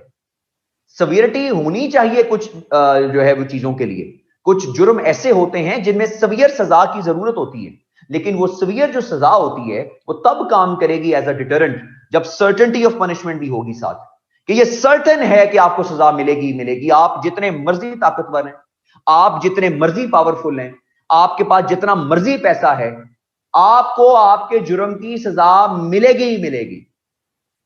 ये ज्यादा बड़ा डिटरेंस है, ये ज्यादा बड़ा डिटरेंस है आपके पास एनडीएम मिलेगी। जी क्या जी, प्लीज आंसर क्या करना है जी मैंने? Is hanging in public capital punishment और is even simple hanging considered capital punishment? जी जी, कैपिटल पनिशमेंट का सजा ऐसे ही होता है भाई। कैपिटल पनिशमेंट का मतलब होता है मौत की सजा। वो आप टीका लगा के करो, अब फायरिंग स्क्वाड के सामने करो, हैंगिंग करो, जैसे मर्जी करो, कैपिटल पनिशमेंट को कैपिटल पनिशमेंट ही कहते हैं यार। वो उसकी तरीके फर्क हो सकते हैं और वो जैसे मर्जी हो, वो आपके पास मौत की सजा को कैपिटल पनिशमेंट कहते हैं, वो जैसी भी मर्जी हो वो ऐसे ही आता है आपके पास। सर बट ये तो इस्लामिक पनिशमेंट से क्लैश नहीं करेगा लाइक रेप्स? इस्लामिक पनिशमेंट की जो हम बात करते हैं, देखिए मेरी बात सुनो, मैं आपको सीधी बात बताऊं, लॉजिक को अंडरस्टैंड करें। इस्लामिक पनिशमेंट्स जो हैं वो डिफरेंट हैं than the punishments that are imposed in Pakistan. आप चलें आपकी इंफॉर्मेशन के लिए आपको बता देता हूं, Pakistan is the only country in the world जिसमें 27 crimes are punishable by death. कितने? 27 crimes are punishable by death. आप तो सिर्फ एक बात कर रहे हैं, 27 जुर्म है पाकिस्तान में जो पनिशेबल बाय डेथ है। मैं आपको 2 जुर्म ऐसे बताता हूं, आप हैरान हो जाएंगे कि पाकिस्तान में ये भी पनिशेबल बाय डेथ। अगर आप रेलवे की जमीन पर कब्जा करते हैं ना तो आपको डेथ पेनल्टी है। रेलवे की जमीन पे कब्जा करें, डेथ पेनल्टी है आपको। आप हाईवे पे डकैती करें, डेथ पेनल्टी है आपको। लो जी, और बताएं। 27 crimes punishable by death in Pakistan. दुनिया में इतने किसी मुल्क में एग्जिस्ट नहीं करते, इतने पाकिस्तान में एग्जिस्ट करते हैं। क्या हमारे मुल्क के अंदर जनाब ये खत्म हो गई चीजें? क्या रेप्स नहीं होते? क्या जमीनों पे कब्जे नहीं होते? क्या डकैतियां नहीं होती? मसला कहां है? मसला ये है कि कन्विक्शन रेट बहुत थोड़ा है। कन्विक्शन रेट बहुत थोड़ा है। रेप केसेस में मैं आपको बात बता दूं, आप हिस्ट्री उठाकर देख लीजिए रेप केसेस की पाकिस्तान के अंदर 3% कन्विक्शन रेट है। 3% conviction rate of rapes in Pakistan. 100 crimes हो तो 3 को सजा मिलती है, 97 छुट जाते हैं। ये असल फसाद की जड़ ये है कि आपके मुल्क में जो प्रॉब्लम है सारी की सारी वो एग्जिस्ट करती है आपके पास ये सर्टेनिटी ऑफ पनिशमेंट के ऊपर। सेवियरिटी तो है, सेवियरिटी तो एग्जिस्ट करती है। रेप क्या आर्टिकल सेक्शन 376 कहता नहीं है कि अगर कोई बंदा रेप के अंदर इन्वॉल्व है उसको फांसी दे दो? कहता है, सजा मौजूद है पाकिस्तान में फांसी की। तो पर क्यों हो रही है सारा कुछ ये? इसलिए क्योंकि भाई 3% कन्विक्शन रेट है। यही कन्विक्शन रेट होता ना 80-85%, तो फिर पता चलता कि जनाब यहां पे क्या होता। जब 80-85% कन्विक्शन रेट होता फिर भी कोई जुर्म करता तो फिर आप कहते कि जनाब सरेआम लटका दो उसको, कि इतना बड़ा जुर्म इसने किया, इसको पता भी है कि जुर्म करोगे तो ये सजा मिलेगी। पिछले देखो 80 लोगों को टांग दिया हमने, फिर भी नहीं डरा ये बंदा, इसको तो अब सरेआम टांगो ताकि सबको पता चले। असल रौला आपके पास मुल्क में कन्विक्शन रेट का है। सजा तो ऑलरेडी मौजूद है। आपने क्या ज़ैनब मर्डर केस के अंदर सजा नहीं दिलवाई इमरान नाम के बंदे को? क्या 6, 7, 8 महीनों में आपने पूरा ट्रायल नहीं खत्म करवा दिया उसका?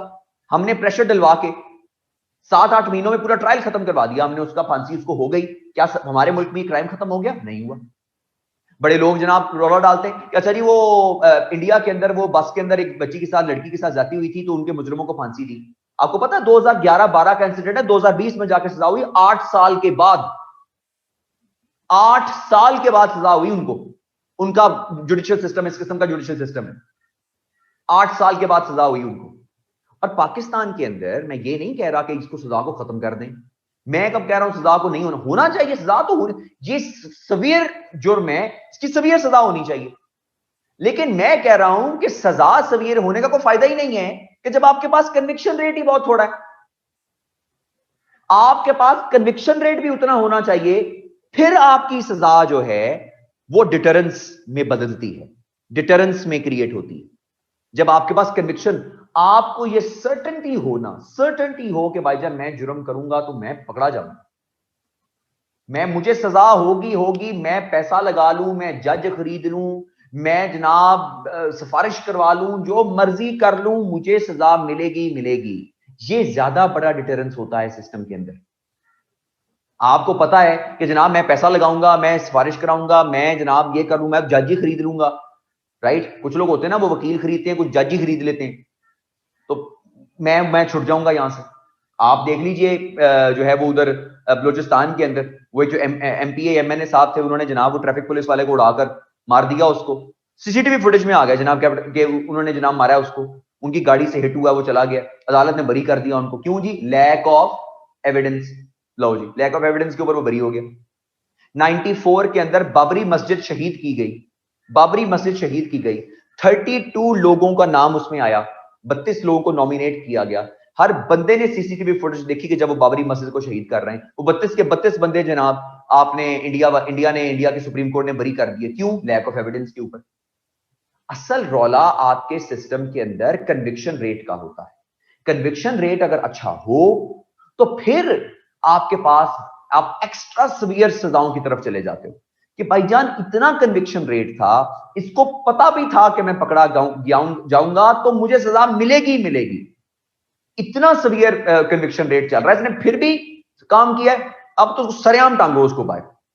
ये चीजें इस तरह की होती हैं जिनको समझने की जरूरत है। क्लियर हो गया? तो ये हमारे पास कुछ कॉन्टेक्स्ट ऐसा है कि आपने किसी भी चीज पे बात करनी है, आपने जी वो तो सवियर उसने जुर्म किया है, उसको सवियर सजा भी मिलनी चाहिए, लेकिन वो सवियर सजा डिटरेंस तब बनेगी जब उसको ये पता होगा कि भाईजान मैं जो मर्जी कर लूं, मुझे सजा मिलेगी।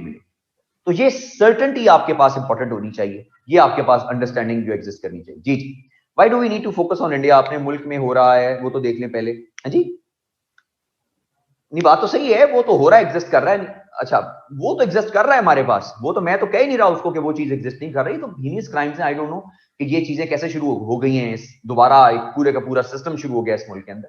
लेकिन the idea is that what we need to understand is very important to understand is we need to focus more on the conviction rate.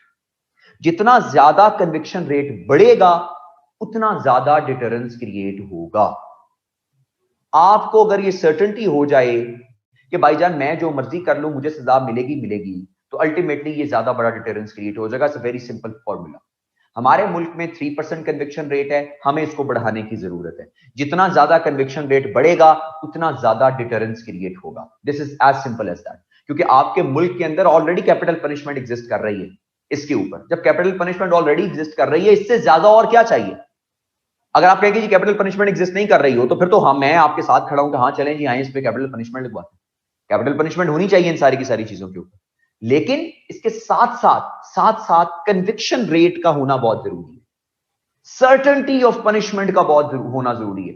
मसला कहां पर आता है? कभी इन्वेस्टिगेशन में कोई रौला डाल देते हैं पुलिस वाले पैसे से लेके, राइट। कभी प्रोसिक्यूशन वाले कोई ना कोई रौला डाल देते हैं, कभी जो वकील होता है वो साबित नहीं कर पा रहा होता अदालत में खड़ा होकर ये मसला, और कभी कभार जो खातून होती है जो बेचारी खुद एक ट्रॉमा से गुजर रही होती है, हमारा सिस्टम इस किस्म का है, लीगल सिस्टम, कि वो भरी अदालत में खड़े होकर जब उसको सारी चीजें बयान करनी पड़ती है, वो कहती है भाईजान मेरी जान छोड़ो, मेरी पहली जिंदगी खराब है, ठीक है जी, तो ये सारा मुझे सब कुछ दोबारा, वो फिर नहीं होता।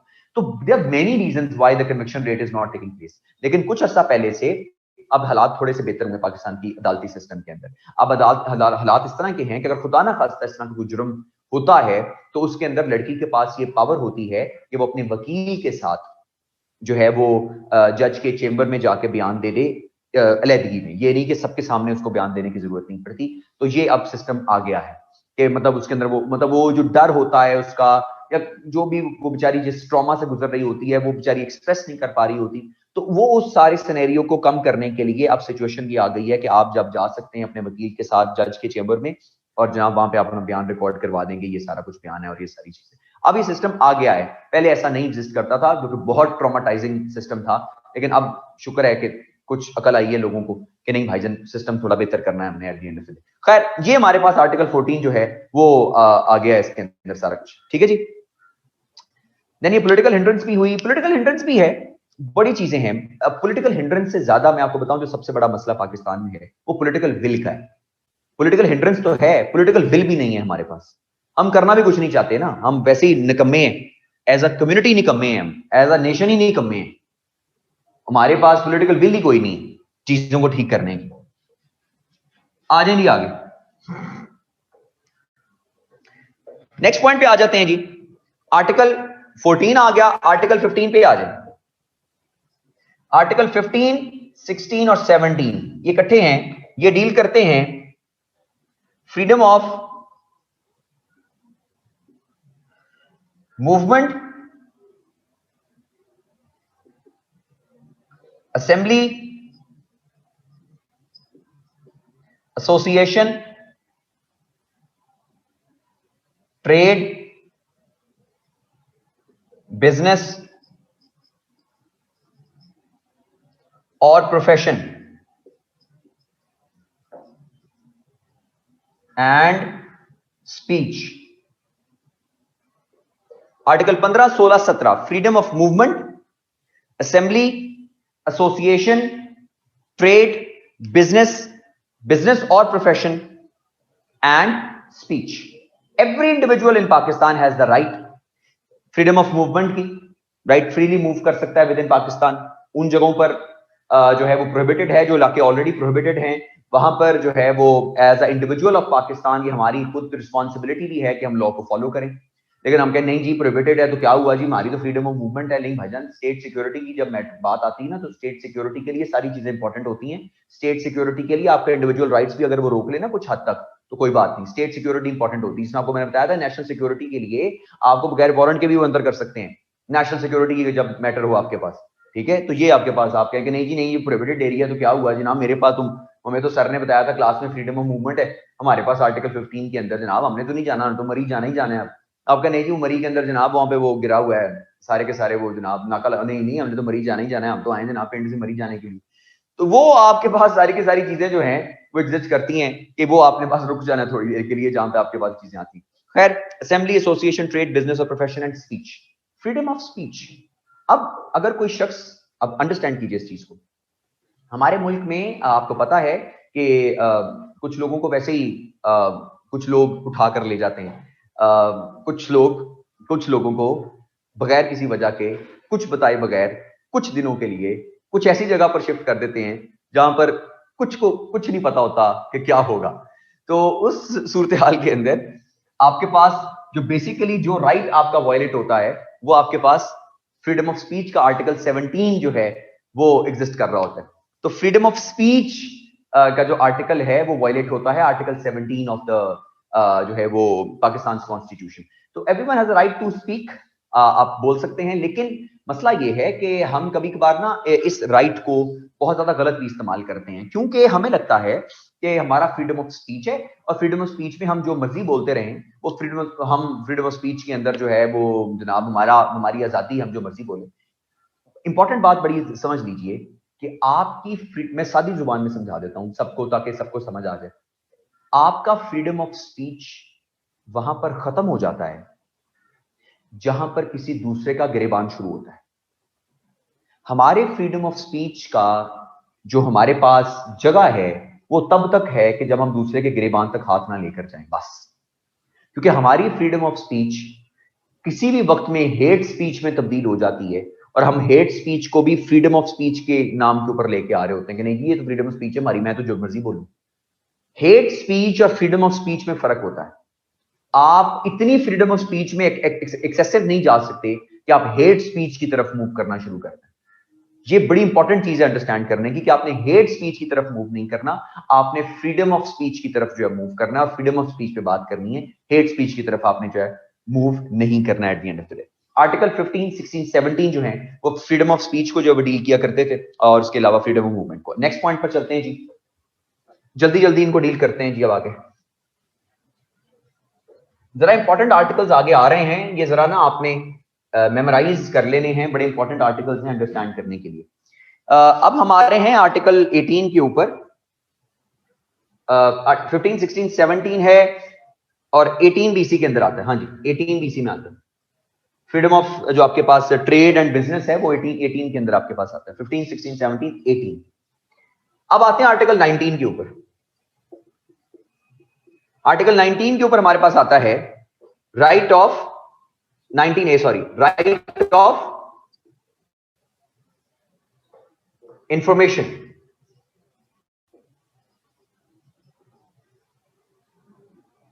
राइट ऑफ इंफॉर्मेशन हमारा राइट ऑफ इंफॉर्मेशन है। अंडरस्टैंड करेंगे, your personal liberty to move your arm ends where your nose my nose begins. वाह वाह वाह मुस्तफा साहब, क्या बात है, ओह कमाल कर दिया आपने।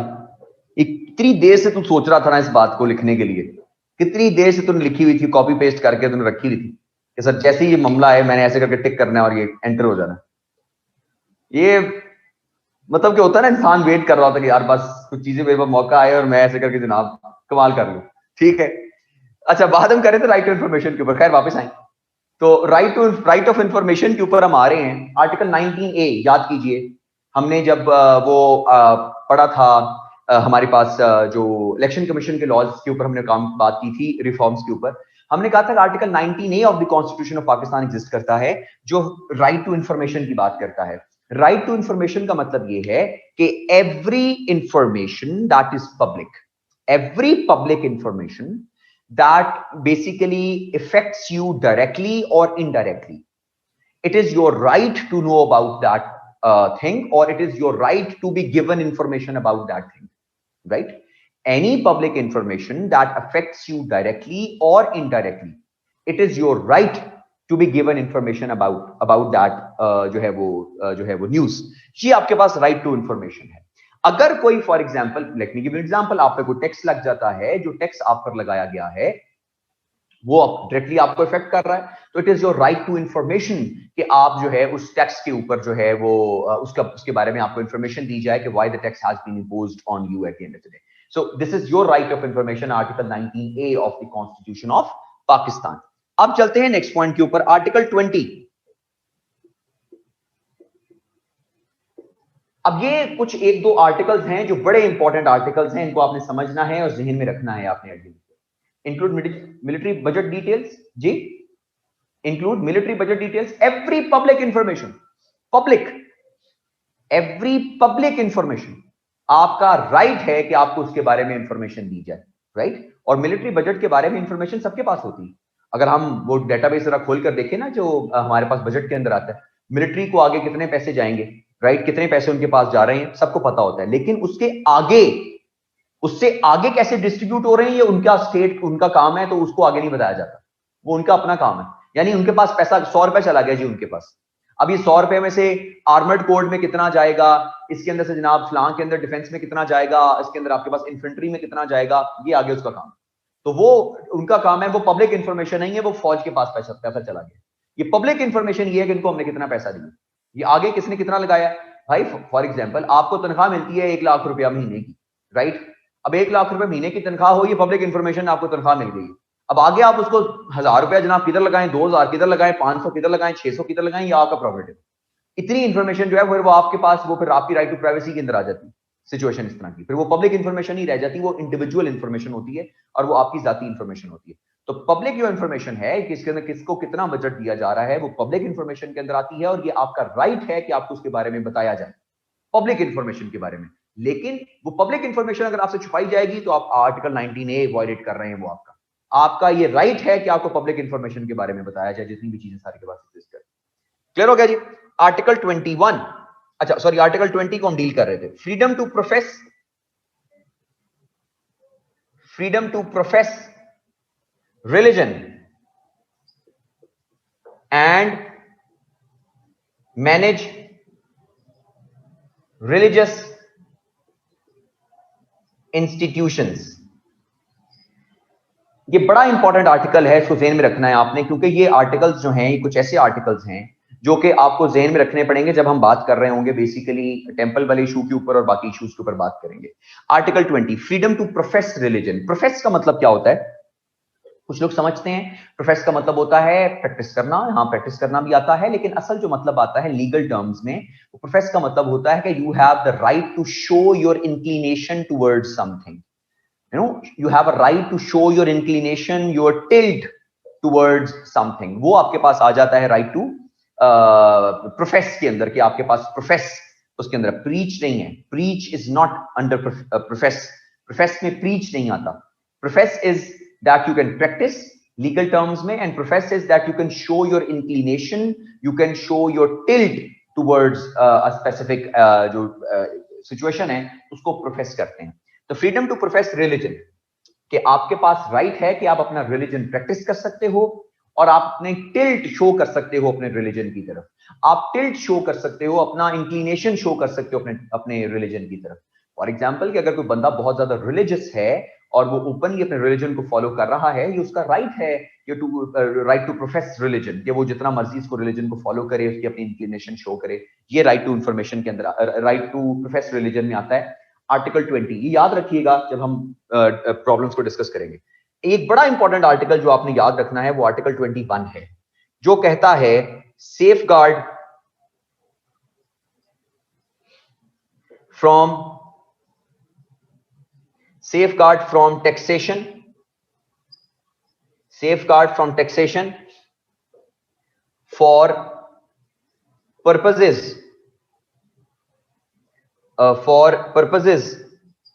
of any particular religion.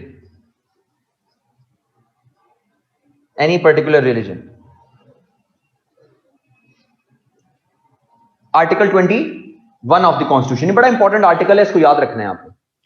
Safeguard from taxation for purposes of any particular religion. No one, गौर से सुनिएगा, no one can be compelled to pay a certain tax, the proceeds of which can be used to propagate any other religion. फिर पढ़िए. No one can be compelled to pay a certain tax, the proceeds of which can be used to propagate another religion. आप किसी ऐसे शख्स पर कोई भी ऐसा स्पेशल टैक्स नहीं लगा सकते जिससे हासिल किया गया पैसा किसी और रिलीजन को प्रोपोगेट करने में इस्तेमाल हो. फिर सुनिए, आप किसी भी शख्स पर कोई ऐसा स्पेशल टैक्स नहीं लगा सकते जिससे हासिल किया गया पैसा किसी और रिलीजन को प्रोपोगेट करने में इस्तेमाल हो. इस कॉन्टेक्स्ट में है article 21 of the constitution of Pakistan. ये भी याद रखना है जब हमने वो मसले डिस्कस करने, इसको ज़हन में रखिएगा. ये हमारे पास अल्टीमेटली पॉइंट जो एग्जिस्ट करता है. ठीक है जी, आर्टिकल 21 हमारे पास एग्जिस्ट करता है. अब चलते हैं जी आगे आर्टिकल 22 पे. Article 22 of the Constitution, safeguard as to educational institutions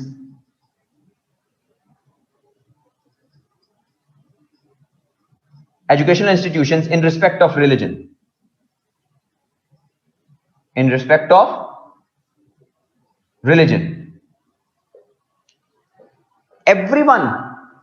everyone has the right कि वो religious education ले. everyone has the right to be given जो है वो religious education.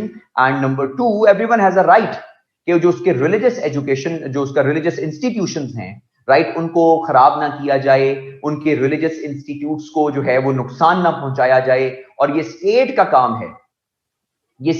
काम है कि उन्होंने प्रोटेक्ट करना है उनका रिलीजियस इंस्टीट्यूट. जो रिलीजियस इंस्टीट्यूट एग्जिस्ट करता है किसी भी रिलीजन में, ये स्टेट का काम है उसको प्रोटेक्ट करना. और फिर दूसरी बात, ये एवरी इंडिविजुअल का राइट है कि उसको जो है रिलीजियस एजुकेशन जो प्रोवाइड की जाए. मतलब आप किसी इंडिविजुअल को रोक नहीं सकते अपने रिलीजन की जो है वो एजुकेशन लेने से. That you can not have your own religious education. No, you can not stop that individual. ये उसका राइट है कि उसको जो है वो अपनी जो एजुकेशन है अपने रिलीजन की, वो उसको लेने से कोई जो अल्टीमेटली नहीं रोक सकता. ठीक हो गया. ये हमारे पास अल्टीमेटली एग्जिस्ट करता है. Article 22 of the constitution exist करता है. अब आ जाते हैं नेक्स्ट पॉइंट के ऊपर. आर्टिकल 23 3 पे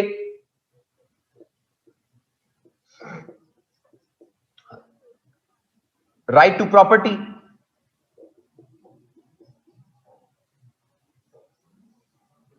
राइट टू प्रॉपर्टी, आपके पास राइट है कि आप जो है वो प्रॉपर्टी जो है अल्टीमेटली आपके पास आनी चाहिए जी। What does Article 22 say? What is unclear? Article 22 कहता है safeguard as to religious institutions in respect of religion. Says safeguard as to educational institutes in respect of religion. Right to property है Article 23 में, own property आप कर सकते हो उसको, और इसके अलावा own भी कर सकते हो, और फिर आप उसके पास Article 24 डील करता है प्रोटेक्शन ऑफ प्रॉपर्टी, कि आपकी प्रॉपर्टी की प्रोटेक्शन भी जो है वो भी की जाएगी, प्रोटेक्शन ऑफ प्रॉपर्टी। ये जो कब्जा माफिया है, जो इलीगल कब्जा कर लेते हैं आपकी प्रॉपर्टी के ऊपर, वो वायलेट करते हैं आर्टिकल 24 को, और फिर ये स्टेट की जिम्मेदारी है कि उन्होंने प्रोटेक्ट करना होता है प्रॉपर्टी ऑफ द इंडिविजुअल को। ठीक हो गया जी। Article 25 equality of citizens, equality of citizens, ये बड़ा इंपॉर्टेंट पॉइंट है इक्वालिटी ऑफ सिटीजन्स का, that every individual will be जो है वो dealt equally, everyone will be equal in the eyes of the law, everyone will be given equal rights. आप किसी को इक्वल या अनइक्वल जो है वो ट्रीट नहीं कर सकते इन रिस्पेक्ट ऑफ एनीथिंग, मतलब किसी भी मामले के अंदर जो है वो अनइक्वल तो आप उसको डील नहीं कर सकते at the end of the day. अब let me give you an example, unequal की बात कर रहा हूं मैं, right to equality of citizens, that everyone is equal in the eyes of the law. For example, Pakistan के अंदर जो है दो बड़े मशहूर पाकिस्तान के जजेस गुजरे हैं। एक का नाम है justice AR Cornelius, justice Alvin Robert Cornelius, Pakistan के जो है वो चीफ जस्टिस गुजरे, ही वाज अ क्रिश्चियन। इसके अलावा पाकिस्तान के एक और बड़े मशहूर चीफ जस्टिस गुजरे जिनका नाम था justice Rana Bhagwan Das, he was N Hindu थे, और लेकिन चीफ जस्टिस ऑफ पाकिस्तान बने। उसके अलावा हमारे मुल्क के बड़े मशहूर पायलट 1965 की वॉर के अंदर उन्होंने बहुत ज्यादा जो है वो कमाल दिखाए 1965 वॉर में, सीसल चौधरी, उनको सितारे इम्तियाज भी दिया गया, हिलाले इम्तियाज भी दिया गया, क्योंकि इक्वालिटी ऑफ सिटीजन्स की बात की जाती है कि इक्वालिटी है तमाम सिटीजन्स के अंदर as far as Pakistan is concerned. कुछ एग्जांपल्स अच्छी भी एग्जिस्ट करती हैं इस मुल्क के अंदर, सब कुछ बुरा ही नहीं है, कुछ अच्छी एग्जांपल्स भी एग्जिस्ट करती हैं। एक और एग्जांपल मैं आपको बता देता हूं कि हमेशा से ये राइट रहा है, लॉ ये कहता है जब कस्टडी ऑफ चाइल्ड की बात आती है, गौर से सुनिएगा, कस्टडी ऑफ चाइल्ड की बात आती है, लॉ कहता है कि औरत का पहला हक है, यानी मां का पहला हक है कस्टडी ऑफ चाइल्ड, यानी बच्चे की जो कस्टडी है वो सबसे पहला हक किसका है, मां का हक है पहला। और बाप का हक तब होगा जब मां उसको बच्चे को लेने से इनकार कर दे कस्टडी में, या फिर फॉर एग्जांपल जो है बच्चा जो है इस चीज के बारे में आर्ग्यू करे कि नहीं जी मैंने उनके साथ जाना है, वालिद साहब के साथ, या इस तरह की कोई बात है। लेकिन खैर पहला हक जो है वो मां का इस बारे में एग्जिस्ट करता है कि मां की जो राइट है उसको नहीं जो है बेसिकली छेड़ा जा सकता। तो उसके अंदर भी आपके पास नॉन मुस्लिम्स के अंदर भी ऐसा ही है कि अगर नॉन मुस्लिम कोई वालदा हैं तो उनका भी पहला राइट है कि उनको जो है वो बच्चे की जो है परवरिश उनको दी जाए। एक बड़ा मशहूर वाकया हुआ था एक दफा यहाँ पर कि एक फ्रांसीसी खातून थी, उसकी शादी हुई थी कुछ एक पाकिस्तानी जो है वो नौजवान के साथ, तो उनकी बेटी की कस्टडी के ऊपर कोई उनका झगड़ा हो गया, तो जिसकी वजह से वो जो है वो बेटी जो है वो आ गई इधर पाकिस्तान अपने वालिद साहब के साथ। उसकी वालदा जो है वो फ्रांस से आई यहाँ पर, और यहाँ पे आकर उन्होंने केस किया, और अदालत ने जो है बाकायदा तौर पे, क्योंकि लॉ मौजूद था, अदालत ने बच्ची जो है वालदा के हवाले की, वालदा उसको लेकर चली गई। क्योंकि ये हमारे पास जो है एक इक्वालिटी ऑफ सिटीजन्स की बात है, equality as far as law is concerned, equality हर चीज के बारे में, यानी every individual in Pakistan is equal in the eyes of law.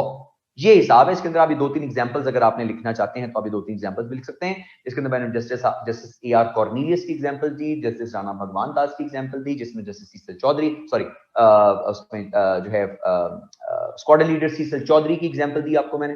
तो ये कुछ एग्जांपल्स हैं जिसके अंदर आप लिख सकते हैं क्वालिटी ऑफ सिटीजन्स की, आप इसके ऊपर बात कर सकते हैं। जो जस्टिस राणा भगवान दास हैं वो FPSC के चेयरमैन भी रहे हैं। आपके FPSC के CSS के इंटरव्यूज भी जो है वो एज अ चेयरमैन उन्होंने लिए हैं 2010, 11, 10 11 12 में या 10 11 करके इस साल, इन सालों के अंदर justice Rana Bhagwan Das was the chairman of FPSC, उनके वो चेयरमैन हुआ करते थे और बड़ा डटे किस्म के जो है वो इंटरव्यूज लिए थे उन्होंने।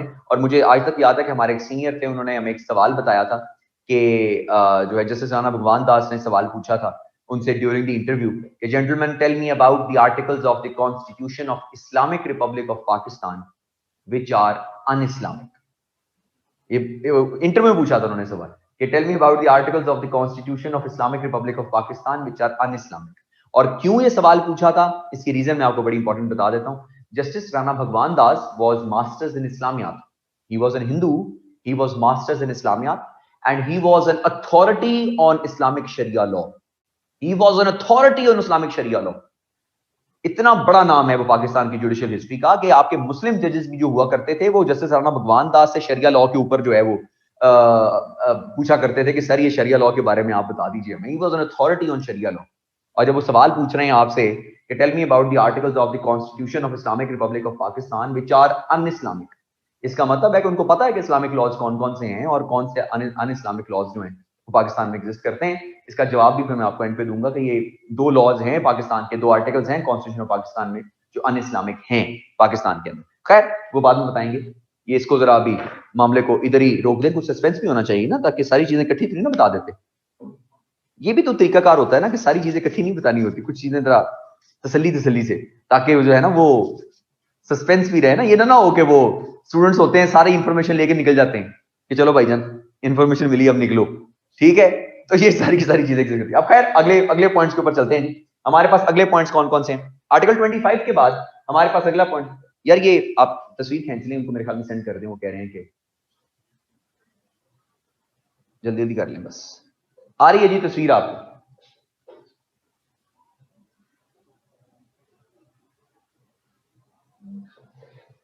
नहीं जी, आर्टिकल 25A पे बात कर रहे हैं। Article 25A is right to education. Article 25A is right to education, right to education. आपके मुल्क के बच्चे 5 साल से लेकर 16 साल तक के बच्चे जो हैं गवर्नमेंट स्कूल्स के अंदर उनकी तालीम फ्री है according to this article.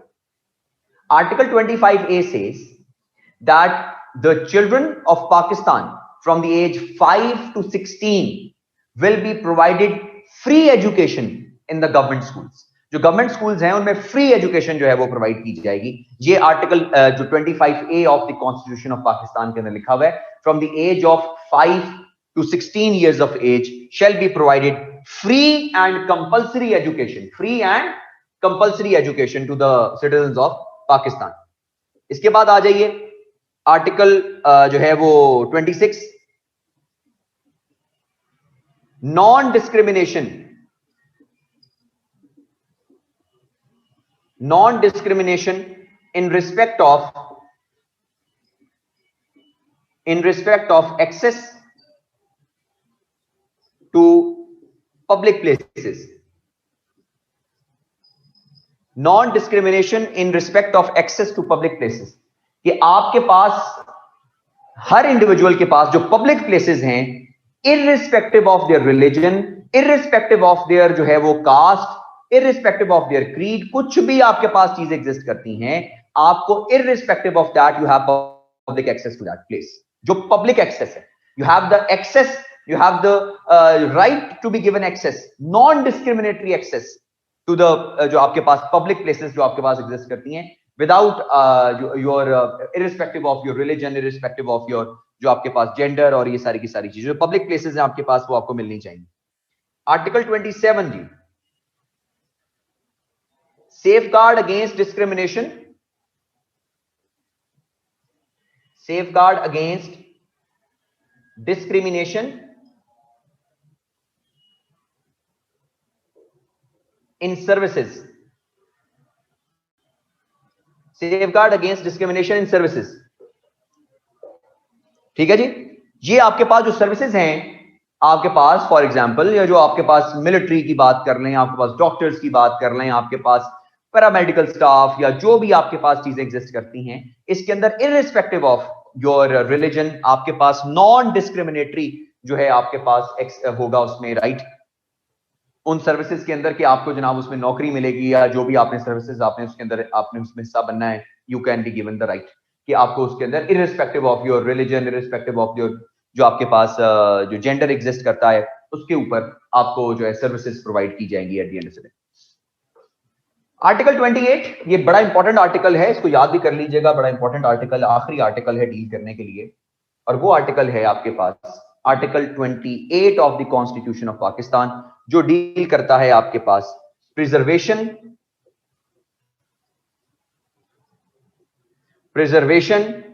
Of language, script and culture, preservation of language, script and culture. जो आपकी कोई डिस्टिंक्ट लैंग्वेज है, किसी को अगर आप वो आपके पास कोई ऐसा स्क्रिप्ट है, कोई ऐसी आर्काइव्स हैं, कोई ऐसा जो फॉर एग्जांपल कोई कल्चर है जो डिस्टिंक्ट है, पुराना है, तो इट इज द राइट कि उसको प्रोटेक्ट किया जाए, उसको खराब नहीं किया जाएगा। फॉर एग्जांपल आप देख लीजिए कैलाश वैली जो है, वो कैलाश वैली के अंदर लोगों का अपना स्पेसिफिक कल्चर है, तो आप उस कल्चर को छेड़ नहीं सकते, उस कल्चर को खराब नहीं कर सकते, उस कल्चर को ये नहीं कह सकते कि नहीं जी आपका कल्चर हमारे कल्चर से मुतसादिम है, इसके खिलाफ है, कॉन्ट्राडिक्टरी है, तो आप खत्म कर दीजिए, ऐसा नहीं। दूसरा, उसके अलावा लैंग्वेज, अगर कोई पुरानी कोई लैंग्वेज है, कोई स्क्रिप्ट है कोई पुराना, यानी कि कोई फॉर एग्जांपल कोई ऐसा रिलीजन यहाँ पर फॉलो हो रहा है जिनके पास कोई ओल्ड टेस्टामेंट मौजूद है, कोई उससे पुराना कोई स्क्रिप्ट मौजूद है, उसको आप खराब नहीं कर सकते। इसके अलावा आपको याद होगा कि कुछ अर्सा पहले टेक्सला के करीब जो है वो एक बुद्धा का मुजस्मा जो है वो मिला था, जो है वो काफी पुराना बुद्धा का मुजस्मा मिला था, लोगों ने वो तोड़ दिया था वो बुद्धा का मुजस्मा। वो बेसिकली आर्टिकल 28 की वायलेशन थी, क्योंकि ये आर्काइव्स जो आपके हैं, बड़े पुराने आर्काइव्स जो एग्जिस्ट करते हैं, उनकी भी प्रोटेक्शन का काम करता है ये, तो वो उनको आप खराब नहीं कर सकते, तोड़ नहीं सकते, एंड दिस इज योर जो है वो राइट कि उनको खराब ना किया जाए। और आर्टिकल 36 है, that also says that the rights of minorities shall be provided in Pakistan. Rights of minorities लिख लीजिए, ये मैं डिक्टेट कर देता हूं आपको, आर्टिकल 36 इसको पढ़ लीजिए कि राइट्स ऑफ माइनॉरिटीज कौन से एग्जिस्ट करते हैं आपके पास, कैसे लिखता जाता है, लिखें जरा। Article 36 of the constitution of Pakistan लिखिए, the state shall safeguard the legitimate rights and interests of minorities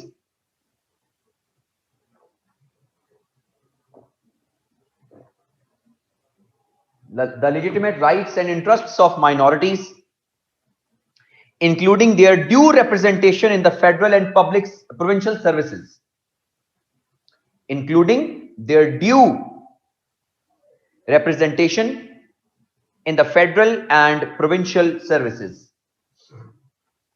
federal and provincial services। ठीक है जी, ये तो हमारे पास कॉन्स्टिट्यूशनल राइट्स आ गए। इसके अलावा राइट्स और भी एग्जिस्ट करते हैं, फॉर एग्जांपल कौन कौन से, आ जाइए लिखें।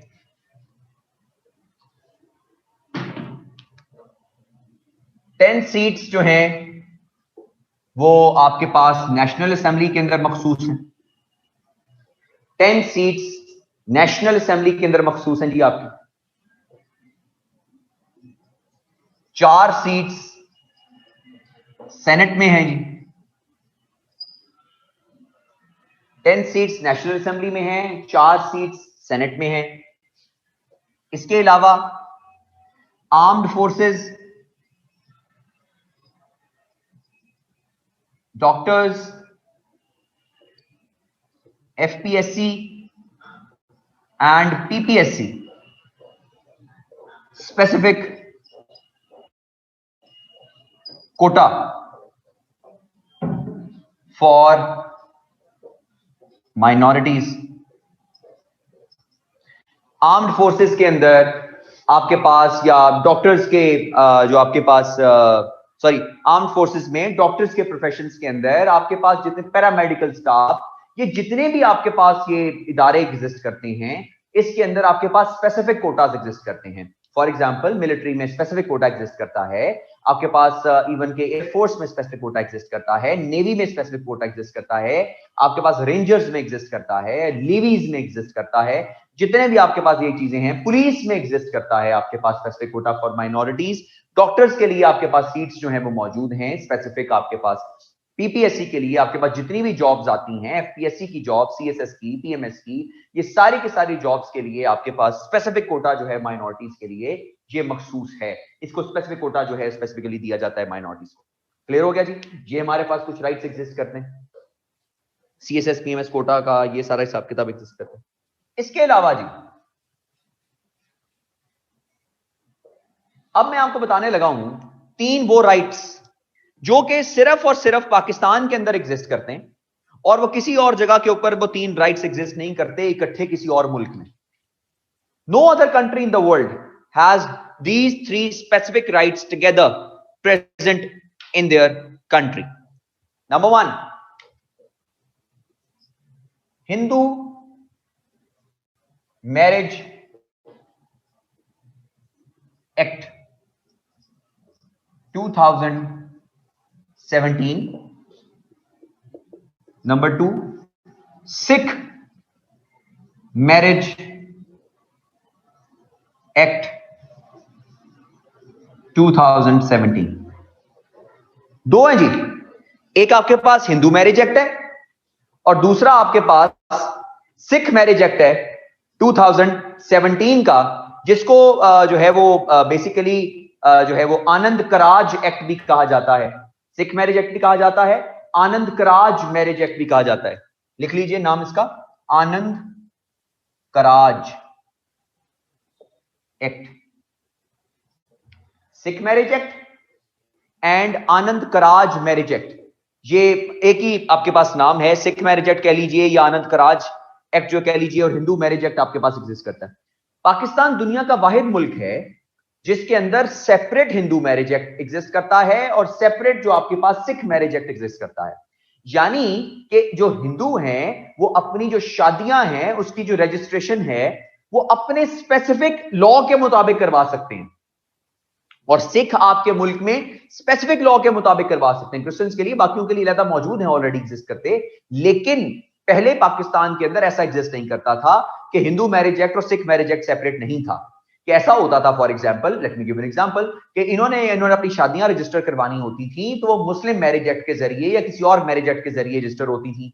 ये शादी का लफ्ज इस्तेमाल करते हैं हिंदू, मुसलमान जो है निकाह का वर्ड इस्तेमाल करते हैं, इसलिए वहां पर कभी कभार निकाह लिख दिया जाता था, वो निकाह का वर्ड इस्तेमाल नहीं करते। ये निकाह ख्वां का वर्ड इस्तेमाल करते हैं, हम मुसलमान जो है वो पंडित का वर्ड इस्तेमाल करते हैं, वो उस सारे के सारे तो फिर पंडित की जगह निकाह ख्वां कर दिया जाता था। तो इसलिए बड़ा प्रॉब्लम होता था उनके लिए, क्योंकि जब ये मैरिज एक्ट्स जो होते थे या मैरिज सर्टिफिकेट्स इन्होंने किसी एम्बेसी में जमा करवाने होते थे या किसी और जगह पे जमा करवाने होते थे तो उनके लिए प्रॉब्लम फेस होती थी। पहली बात, इनकी शादियां रजिस्टर ही नहीं होती थी। शादियां रजिस्टर ही नहीं होंगी, आपको मैरिज सर्टिफिकेट इशू नहीं होगा। आपने किसी जगह पे अप्लाई करना है, कहीं जाना है, तो आप ये शो ही नहीं कर सकते कि जनाब आप मियां बीवी हैं, क्योंकि आपके पास रजिस्ट्रेशन ही कोई नहीं है। तो उसके लिए फिर स्पेसिफिक मैरिज एक्ट जो है अलहदा बनाया गया, हिंदू मैरिज एक्ट। मतलब अंदाजा लगा लीजिए कि इंडिया के अंदर भी हिंदू मैरिज एक्ट और सिख मैरिज एक्ट सेपरेट नहीं है। इंडिया के अंदर भी जो सिख हैं वो हिंदू मैरिज एक्ट के तहत ही जो है आपका जो है वो शादियां रजिस्टर करवाते हैं, और सिख मैरिज एक्ट जो है वो सेपरेट कर दिया पाकिस्तान ने। Pakistan is the only country in the world जहां पर separate Sikh marriage act exist करता है from the Hindu marriage act. वो सेपरेट अपनी शादी रजिस्टर करवा सकते हैं, वो वैसे करवा सकते हैं, और उसके लिए उनके लिए आसान हो गया कि वो उनकी रजिस्ट्रेशन भी उनके मुताबिक होगी, उनका लॉ भी अपना हो गया, वो सर्टिफिकेट भी अपना जमा करवा सकते हैं। तीसरी चीज जो थर्ड लॉ एग्जिस्ट करता है वो Pakistan Christian post. Pakistan Christian post ये अखबार है जो है ये डेली अखबार है, डेली न्यूज़पेपर है जो कि क्रिश्चियन न्यूज़पेपर है। इसका तमाम का तमाम एडिटोरियल स्टाफ भी क्रिश्चियन है। इसके तमाम के तमाम जो न्यूज के रिपोर्टर्स हैं वो सारे के सारे क्रिश्चियंस हैं। ये अपने राइट्स के बारे में, क्रिश्चियंस के जो राइट्स हैं वो यहां पर पब्लिश किए जा सकते हैं। ये डेली का अखबार है जो पूरे पाकिस्तान के अंदर छपता है। और ये दुनिया के अंदर कोई ऐसा अखबार एग्जिस्ट नहीं करता जो कि स्पेसिफिकली जो है वो एग्जिस्ट कर रहा हो एक स्पेसिफिक कम्युनिटी के लिए, जो और उसके साथ साथ ये दो राइट्स भी एग्जिस्ट कर रहे हो। Pakistan is the only country in the world there where it is a separate Hindu marriage act, a separate Sikh marriage act, and a separate जो है Pakistan Christian Post, a newspaper that is a daily newspaper that is present in Pakistan, जो रोजाना के basis के ऊपर publish होता है पूरे पाकिस्तान में, इस्लामाबाद, लाहौर, बड़े शहरों से पब्लिश होता है। और जनाब इनके जो एडिटोरियल स्टाफ है वो भी सारे का सारा क्रिश्चियन है, इनके रिपोर्टर्स ये अपने राइट्स के बारे में उसमें एडिटोरियल्स लिखते हैं, इनका डेली न्यूज़पेपर है इसलिए ऐवान तक इनकी बात जो है पहुंचती है। ये सारे के सारे राइट्स भी जो एग्जिस्ट करते हैं सारे सिनेरियो के अंदर। So Pakistan is the only country in the world जहां पर ये तीनों राइट्स जो हैं वो सेपरेटली जो आपके पास न्यूज़पेपर जो है वो एग्जिस्ट करते हैं। जी नहीं एज अ कॉन्स्टिट्यूशनल राइट नहीं है, ये वैसे ही राइट आपके पास एग्जिस्ट करता है, वैसे ही राइट आपके पास एग्जिस्ट करता है। ये कि उनका एक सेपरेट अखबार है जो उनको परमिशन मिली हुई है, वो सेपरेट अखबार जो है वो छापते हैं और कोई राइट उनके पास एग्जिस्ट नहीं करता। राइट नहीं, वो एक्ट के तौर पे नहीं एग्जिस्ट किया, मतलब उनके पास राइट है, वो कर सकते हैं, मतलब ऐसा नहीं है कुछ स्पेसिफिक अखबार की जनाब उसके अंदर ये राइट उनको प्रोवाइड किया गया है। They have not been stopped from having their own newspaper, कि वो कहते थे जनाब हमारा न्यूज़पेपर है, हमें अपने राइट्स के बारे में बात करनी है, ये हमारे राइट्स के बारे में बात नहीं की जाती दूसरे अखबारों के अंदर। उन्होंने कहा अपना अखबार उनका है, वो डेली न्यूज़पेपर जो है वो एग्जिस्ट करता है, जो इवन के मतलब इस्लामाबाद तक पब्लिश होता है, लाहौर में, इधर सब जगहों के ऊपर वो उसको जो है वो उसमें एडिटोरियल्स भी लिखते हैं, प्रॉपर अखबार है और जो कि छपता है और इसके अंदर उनके अपने एडिटोरियल्स, उनके प्रॉब्लम्स को हाईलाइट जो है वो किया जाता है। अखबार का नाम क्या है? क्या लिखा है भाई मैंने? अखबार का नाम ही तो लिखा पाकिस्तान क्रिश्चियन पोस्ट, अखबार के तो नाम लिखा है मैंने और इसमें क्या लिखा है यार? पाकिस्तान क्रिश्चियन पोस्ट अखबार का नाम है, तो वो उसका नाम एग्जिस्ट करता है पाकिस्तान क्रिश्चियन पोस्ट जो है ये, this is a newspaper that exist as far as a daily newspaper specifically related to the Christian community at the end of the day. Clear हो गया जी? State should safeguard the legitimate वाला point repeat करना क्या जी?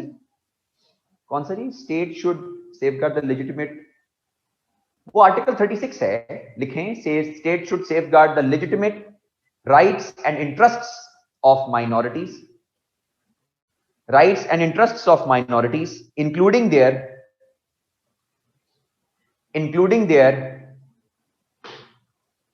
due representation in the federal and provincial services, including their due representation in the federal and provincial services। ठीक है जी?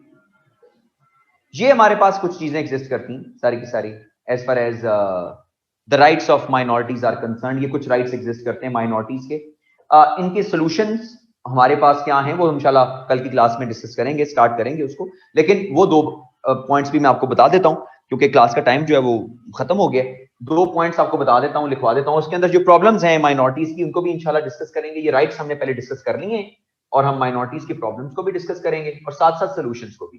तो problems और सोल्यूशंस हम साथ साथ डिस्कस कर लेंगे जी इंशाल्लाह कल। और वो जो दो आर्टिकल्स जो हैं जो अन इस्लामिक हैं वो मैं आपको बता देता हूं। पहला आर्टिकल है जी 45 of the constitution of Pakistan. Article 45 of the constitution of Pakistan क्या है? It provides, it gives the right to the president of Pakistan to pardon any criminal. किसी भी क्रिमिनल को पार्डन किया जा सकता है इस राइट के अकॉर्डिंगली। यानी प्रेसिडेंट ऑफ पाकिस्तान के पास ये राइट है कि वो किसी भी क्रिमिनल को पार्डन कर सकता है, उसको माफ कर सकता है according to this specific article of the constitution of Pakistan. यानी इस्लामिक कैसे है इसको समझ लेते हैं। इस्लामिक दौर के अंदर जो खलीफाए वक्त थे उनके पास काजी वक्त के फैसले को तब्दील करने का इख्तियार नहीं होता था। खलीफाए वक्त काजी वक्त के फैसले को तब्दील नहीं कर सकते थे। बड़े मौके तो ऐसे भी आए हैं अपने, हमने इस्लामिक हिस्ट्री में पढ़े हैं कि जहां पर काजी वक्त ने खलीफाए वक्त को ही बुला लिया था अदालत में, क्या जो भाईजान जवाब दो इस चीज का। लेकिन आज हमारे पास एक ऐसा कानून मौजूद है कि जिसके अंदर हमारे पास जो खलीफाए वक्त है यानी हेड ऑफ द स्टेट है वो काजी वक्त के फैसले को भी अल्टीमेटली चेंज जो है वो कर सकता है, क्योंकि इस्लामिक प्रोविजंस जो हैं उसमें काजी वक्त के फैसले को तब्दील नहीं किया जा सकता। यानी इस्लामिक प्रैक्टिस जो है वो एग्जिस्ट करती है बेसिकली पाकिस्तान के अंदर। दूसरा आर्टिकल 238 पैराग्राफ 2, हमारे पास आर्टिकल जो है वो 248 सॉरी 248 पैराग्राफ 2 इस्लामिक प्रोविजंस के खिलाफ है ना जी, ये इस्लामिक प्रोविजंस के खिलाफ भी है कि अन इस्लामिक है जी, मैं बताया ना इस्लामिक प्रोविजंस के खिलाफ है कि काजी वक्त जो है उसके फैसले को तब्दील कर दिया जाए, काजी किस फायदे का, राइट। तो ये आपके पास एग्जिस्ट करता है सारे का सारा। Article 248 paragraph 2 of the constitution of Pakistan, ये उर्दू जुबान में समझ लीजिए, इसको कहते हैं इस्तिस्ना। इस्तिस्ना का कॉन्सेप्ट है जिसको इम्यूनिटी कहते हैं इंग्लिश में, इम्यूनिटी। आर्टिकल 240 पैराग्राफ 2 आपके मुल्क के प्रेसिडेंट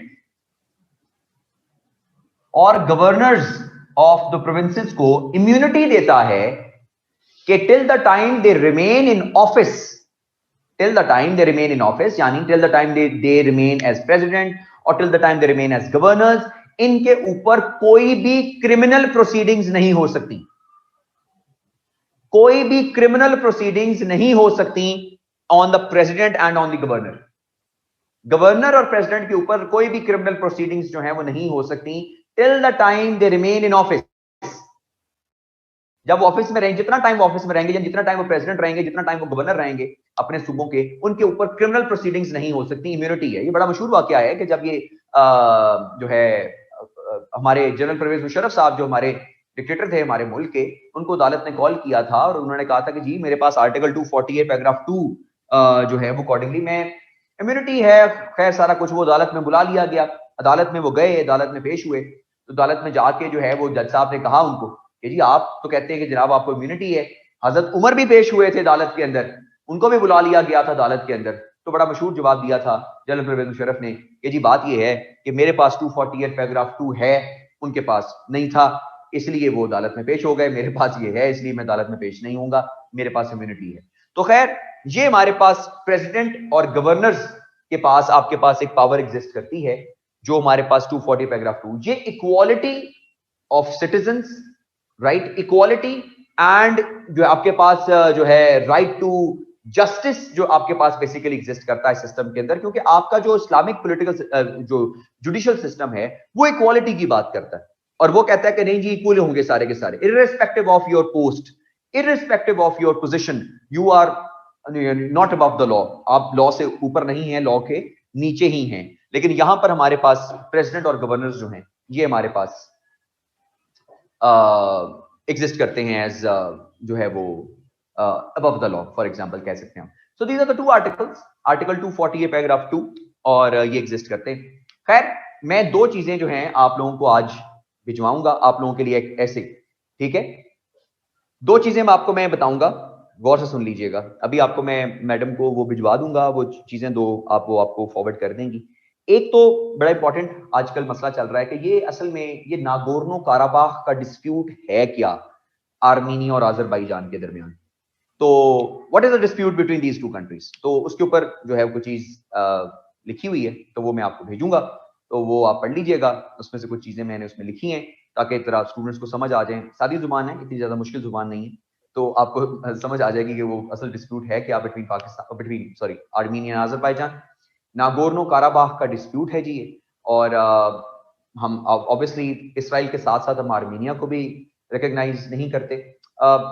इंपॉर्टेंट है या नहीं है उसको छोड़ दीजिए, पढ़ना जरूरी है कि पढ़ लीजिए कि ये डिस्प्यूट है क्या, आपको पता कोई नहीं पूछ लें आपसे, हमें तो पता भी कोई नहीं, तो इतना हमने कौन सा उसके ऊपर कोई फॉर एग्जांपल कोई डिटेल, इतना हमें पता होना चाहिए कि what is the dispute, dispute क्या हो, इसके ऊपर स्टांस क्या क्या है दोनों कंट्रीज का, वो पढ़ लीजिए, आपके लिए वो काम जो है वो आसान हो जाएगा और वो आपने जो है वो पढ़ लेना है। और दूसरा एक और चीज बड़ा इंपॉर्टेंट जो पॉइंट है, खासतौर पे ये जो हम आजकल हमारा ये मुल्क में मसला चल रहा है ना, ये जो हमारे मुल्क में ये जो इस्लामाबाद सॉरी ये जो मोटरवे इंसिडेंट हुआ था, वो खातून के साथ जाती हुई, इसके बाद बहुत से लोगों ने जो है एक बात करनी शुरू कर दी कि शायद इस्लामिक प्रोविजंस के अंदर रेप केसेस में खातून को 4 गवाह की जरूरत पड़ती है कि वो 4 गवाह लेकर आए, और ये सारी की सारी बातें मनगढ़ंत बातें, किसी जगह कुरान में ऐसी कोई बात नहीं लिखी हुई, हदीस में किसी जगह बात नहीं लिखी हुई।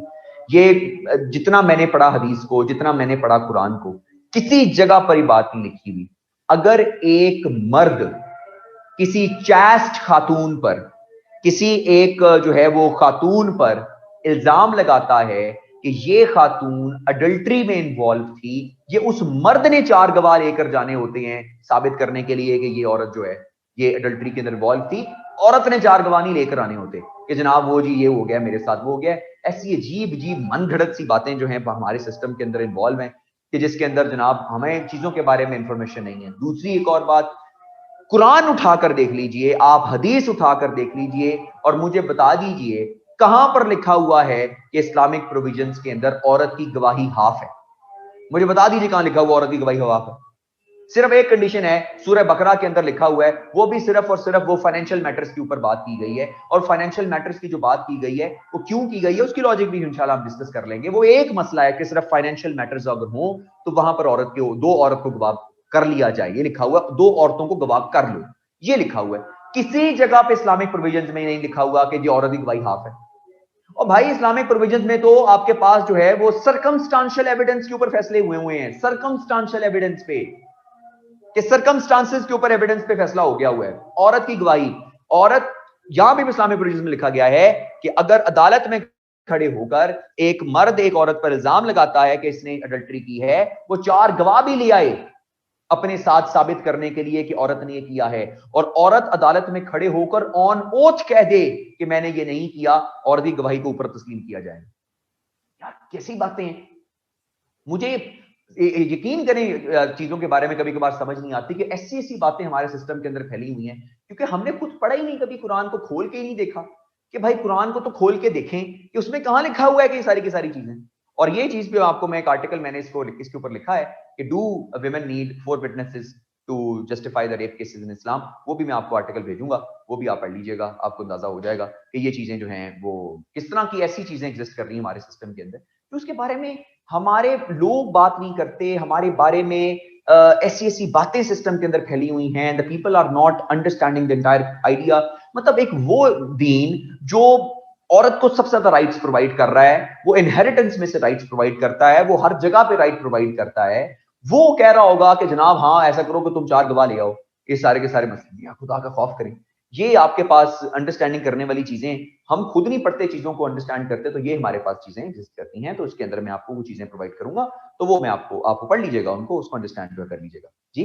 सर्कमस्टांशियल एविडेंस, सर्कमस्टांशियल एविडेंस होता है कि सर्कमस्टांसेस कुछ बता रहे होते हैं ऐसा कि ये चीज ऐसी नहीं, गवाह कोई मौजूद नहीं है, सर्कमस्टांसेस हैं वो कह रहे हैं कि ये चीज इसकी तरफ टिल्ट है। फॉर एग्जांपल एक केस ऐसा आया था कि जिसके अंदर एक ओवरऑल मैं बता देता हूं, जानवर जो होते हैं ना, जानवर जो होते हैं ना, वो अपने मालिक के साथ थोड़े टिल्ट हो जाते हैं। जानवरों का उन्स होता है अपने मालिक के साथ, मतलब कुत्ता है, बिल्ली है या कोई जानवर है आपके पास, वो मालिक के साथ उन्स होता है उसका, वो उसकी तरफ जाता है, कुत्ता उसकी तरफ जाता है या बिल्ली या कोई भी और जानवर एग्जिस्ट करता है। अजान हो जाए मैं बात नहीं।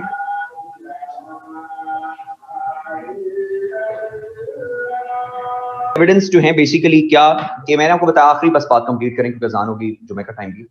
तो जो मैं आपको बता रहा था, जो जानवर होते हैं उनका उन्स हो जाता है जरा अपने मालिक के साथ, वो उनके साथ जो है वो उनका एक बॉन्ड बन जाता है, वो कुत्ता हो, बिल्ली हो, कोई भी जानवर हो, वो बन जाता है, उनका जो है बॉन्ड बन जाता है। तो इसी तरह केस आया था एक दफा कि जिसके अंदर एक गाय थी, उसके ऊपर जो है फैसला होना था कि वो गाय जो है वो किसकी है। तो एक बंदा कहता है जी गाय मेरी है, दूसरा मालिक कहता है जी गाय मेरी है, ना उसके पास वो गवाह है कि ये गाय मेरी है, ना उसके पास वो गवाह है कि गाय मेरी है। तो उसके ऊपर फिर जो है वो काजी ने ये फैसला इस तरह किया था, उन्होंने कहा था कि जनाब इनके आप आगे जो है वो, एक बंदे को कहा कि आप दोनों बंदों का इकट्ठे आप चारा डालो उसको, एक को उसने कहा आप इधर चारा डालो, दूसरे को कहा कि आप इधर चारा डालो। तो जाहिर बात है जानवर होता है, वो जो मर्जी जानवर हो उसका उन्स अपने मालिक के साथ होता है। तो वो फिर वो जो जानवर था वो फिर उस एक बंदे की तरफ मूव किया और उसके साथ उसका एक बॉन्ड फील हो रहा था उसके साथ कि इसके साथ का बॉन्ड बड़ा अच्छा बना हुआ है इसके साथ बॉन्ड, और उसने उधर से चारा खाना शुरू कर दिया। तो फिर काजी ने फैसला किया कि सर्कमस्टांशियल एविडेंस ये है कि ये जो गाय है ये बेसिकली इस बंदे की, सर्कमस्टांशियल एविडेंस ये। तो ऐसे भी सर्कमस्टांशियल एविडेंस के ऊपर बेतहाजा फैसले आए हुए हैं, और वो हम इस पे कहें कि जनाब आप ये तो एग्जिस्ट नहीं करता सिस्टम के अंदर, ये सारी की सारी चीजें हमारी असल में रीडिंग की कमी है, थोड़ी सी रीडिंग की कमी होने की वजह से जो है वो एग्जिस्ट करता है। वो जो रेफरेंस आपको मैं दे रहा था ना कि एक चास्ट खातून पर कोई इल्जाम लगाए, मैं आपको सूरत के रेफरेंस जो मैं पढ़ के सुनाता हूं उसके बाद रैप अप करूंगा। आपको मैं भेजूंगा, वो रेफरेंस में आर्टिकल पूरा है उसके अंदर लिखा हुआ, तो आपको मैं दूंगा, वो पढ़िएगा उसको। सूरह नूर की आयत है, जो है वो आयत नंबर जो है आपके पास 5 उसका रेफरेंस है, 24:5 उसका रेफरेंस नोट कर लीजिए। सूरह नूर, अन-नूर 24:5 रेफरेंस है। कुरान मजीद में लिखा जाता है कि and those who calumniate chaste woman but brings not 4 witnesses, flog them 80 stripes and do not admit their evidence ever after। ये 4 विटनेसेस की बात सिर्फ उन लोगों के लिए है जो एक चास्ट खातून पर अडल्ट्री का इल्जाम लगाते हैं और कहते हैं कि ये इन्वॉल्व है, और उसके अंदर अगर वो 4 गवाह नहीं लेकर आ सकते, राइट, तो फिर उनकी दोबारा कभी उनकी जो है वो गवाही जो है तस्लीम नहीं की जाएगी इस्लामिक सिस्टम के अंदर। और यहां पे आगे भी लिखा गया तफसीर के अंदर कि अगर अदालती सिस्टम के अंदर खड़े होके वो 4 गवाह भी ले आए और औरत खड़े होके ये कह दे कि मैं ऑन ओथ कह दे कि नहीं मैं इसमें इन्वॉल्व नहीं हूं, तो औरत की गवाही को ऊपर रखा जाएगा। इस तरह की बड़ी बातें हैं जिसको अंडरस्टैंड करेंगे इंशाल्लाह। मैं आपको ये दोनों आर्टिकल्स भी भेजूंगा पढ़ने के लिए, और आप जो है वो इसको पढ़िएगा भी, अंडरस्टैंड भी कीजिएगा, क्योंकि कहने का मकसद है कि कुछ ऐसी चीजें हैं जिनको हमारे सिस्टम ने थोड़ा सा जो है ना वो खराब कर दिया हुआ है। हम शायद हमारी रीडिंग की कमी है, या आई डोंट नो, हम पढ़ना नहीं चाहते, या हम समझना नहीं चाहते, या हम जानबूझकर डिनाइल के कॉन्सेप्ट में रहना चाहते हैं, जिसकी वजह से हम ऑथेंटिसिटी ऑफ द आर्गुमेंट्स को चेक नहीं करते। अब कुरान सुन्ना खोलकर देख लीजिए भाई, मुझे बता दीजिए, हो सकता है मैंने ना पूरा पढ़ा हो, मुझे बता दीजिए कहां लिखा हुआ है कि ये चीजें एग्जिस्ट कर रही हैं, ये औरत की गवाही। वो 2 चीजें सिर्फ आपको मैंने बताया, 2 एक कंडीशन में लिखा हुआ है। सूरह बकरा की आयत के अंदर लिखा हुआ है कि जब आप जो है वो, उसमें लिखा हुआ है कि जब फाइनेंशियल मैटर्स करो तो लिख लिया करो, या देखें ना कंडीशन देखें। अब आप सिचुएशन को देखते हैं तो आपको सूरत हाल भी देखनी पड़ती है कि किस दौर के अंदर ये आयत आई है, किस दौर में। चलिए मैं आपको एग्जांपल बताता हूं। अरब दौर के अंदर जो दूध होता था, वो अरब दौर के अंदर बहुत बड़ी नेमत तस्लीम की जाती थी। दूध कि जी आपके पास जो मिल्क है, बहुत बड़ी नेमत तस्लीम की जाती थी अरब वर्ल्ड के अंदर। इसीलिए उस दौर के अंदर जब जन्नत पे बात की गई और कहा गया कि जन्नत में दूध की नहरें होंगी, ये उन लोगों को अकल देने के लिए कि भाई वो कहेंगे अच्छा, आज के दौर की अगर आप बात करें को यार ठीक है, दूध की नहरें हमने क्या करनी, क्योंकि हमारे पास वो अबंडेंस है एक चीज के बारे में। तो सूरत हाल देखनी पड़ती है कि आपके बारे में, मजहब आपके बारे में किस सिचुएशन के अंदर क्या बात कर रहा है, तो उनको समझाने के लिए कि भाईजान इतना कुछ होगा वहां पर, राइट। तो ये कंडीशन होती है। इसीलिए फिर उस दौर में, जिस दौर के अंदर ये आयत जो है नाजिल होती है, उस दौर के अंदर मेजॉरिटी खवातीन घरों में रहा करती थी। आप हजरत जो है खदीजा की बात करते हैं, बाकी सारे वो बहुत कम खातून ऐसी होती थी, खवातीन होती थी जो बाहर निकलती थी, तिजारत करती थी। लेकिन जो खवातीन मेजॉरिटी घरों में रहा करती थी, अंदर रहा करती थी, और मर्द बाहर निकला करते थे। और वो दौर ऐसा हुआ करता था कि जब वो जिंदा दरगोर करते थे औरतों को, यानी मर्द इतना सुपीरियर हुआ करता था कि वो औरतों को जिंदा दरगोर कर दिया करते थे। और फाइनेंशियल मैटर्स को अगर आप बात करें तो फाइनेंशियल मैटर्स, अगर आपको पता है फाइनेंशियल मैटर्स के बारे में, भाई जमीन जायदाद के मसले और ये जो पैसों के मसले होते हैं, ये 1-2 सालों बाद नहीं होते, ये 10-10, 15-15, 20-20 सालों के बाद निकलते हैं जाके। और ये 20 साल पहले ये हुआ था और अब ये हो रहा है, 10-10, 20-20 साल के बाद निकलते हैं मसले जाके कहीं। तो उस दौर के अंदर ये बात की गई थी कि क्योंकि औरतें घरों के अंदर रहा करती हैं, अगर इस तरह के मसले हों तो इतने ज्यादा मर्दों में खड़े होकर जब उनको बयान देना पड़ेगा, वो सोसाइटी जिसमें औरत को पहले ही सप्रेस किया जाता है, वहां पर कहीं औरत डर ना जाए इतने मर्दों के दरमियान बयान देते हुए फाइनेंशियल मैटर्स के ऊपर, क्योंकि पैसे के पीछे तो सारे के सारे पागल हुआ फिरते थे वहां पे अरब वाले। तो उसमें कहा गया था कि जनाब आप जो है वो इसके अंदर 2 औरतों को गवाह कर लो, इसके अंदर ये सारी की सारी चीजें। तो वहां पर इस चीज के बारे में बात की गई थी। एक कंडीशन समझने की जरूरत होती है कि वहां कहा गया था कि आप 2 औरतों को गवाह कर लो, कि एक औरत परेशान ना हो जाए इतने मर्दों के दरमियान खड़े होकर गवाही देते हुए। वो मर्द जो उसको जिंदा दरगोर करने के पीछे है, आप उस मर्द को कहो कि नहीं तुम झूठ बोल रहे हो, वो तो खा जाएगा उसको, वो तो मार देगा उसको। तो उसकी हिफाजत के लिए उसको बात की गई कि हाँ भाई तुम ऐसा करो कि 2 औरतों को गवाह कर लो, क्योंकि ये 10-20 साल के बाद के मसले होते हैं, वहां पर खड़े होकर फाइनेंशियल मैटर्स का एक मसला, सिर्फ एक चीज है फाइनेंशियल मैटर्स के ऊपर, वो भी तब कंडीशन इस तरह की थी, उसके बारे में कहा गया मुझे बता दीजिए कहां पे लिखा हुआ है कुरान के अंदर इसके अलावा कोई बातें लिखी, हदीस में कहां लिखी हुई इसके अलावा बातें आपके पास। ये चीजें जो है एग्जिस्ट करती हैं, ये तो इस तरह की चीजें हमें पढ़ने की जरूरत है, थोड़ा सा इसके अंदर जो है वो ऐड करें। 345 नहीं है भाईजान, इतने तो आर्टिकल ही नहीं है हमारे 345 कॉन्स्टिट्यूशन के अंदर। हमारे टोटल आर्टिकल 278 है यार। नानियाल क्या कर रहे थे? टोटल आर्टिकल 278 है, सिर्फ 45 की बात हो रही है। जी 45 आपके पास आर्टिकल, ठीक हो गया जी। So these are the points, मैं आपको भेजूंगा, पढ़िएगा इसको, फिर इसको हम फिर इस पे डिटेल में डिस्कस भी करेंगे इंशाल्लाह। ठीक हो गया जी,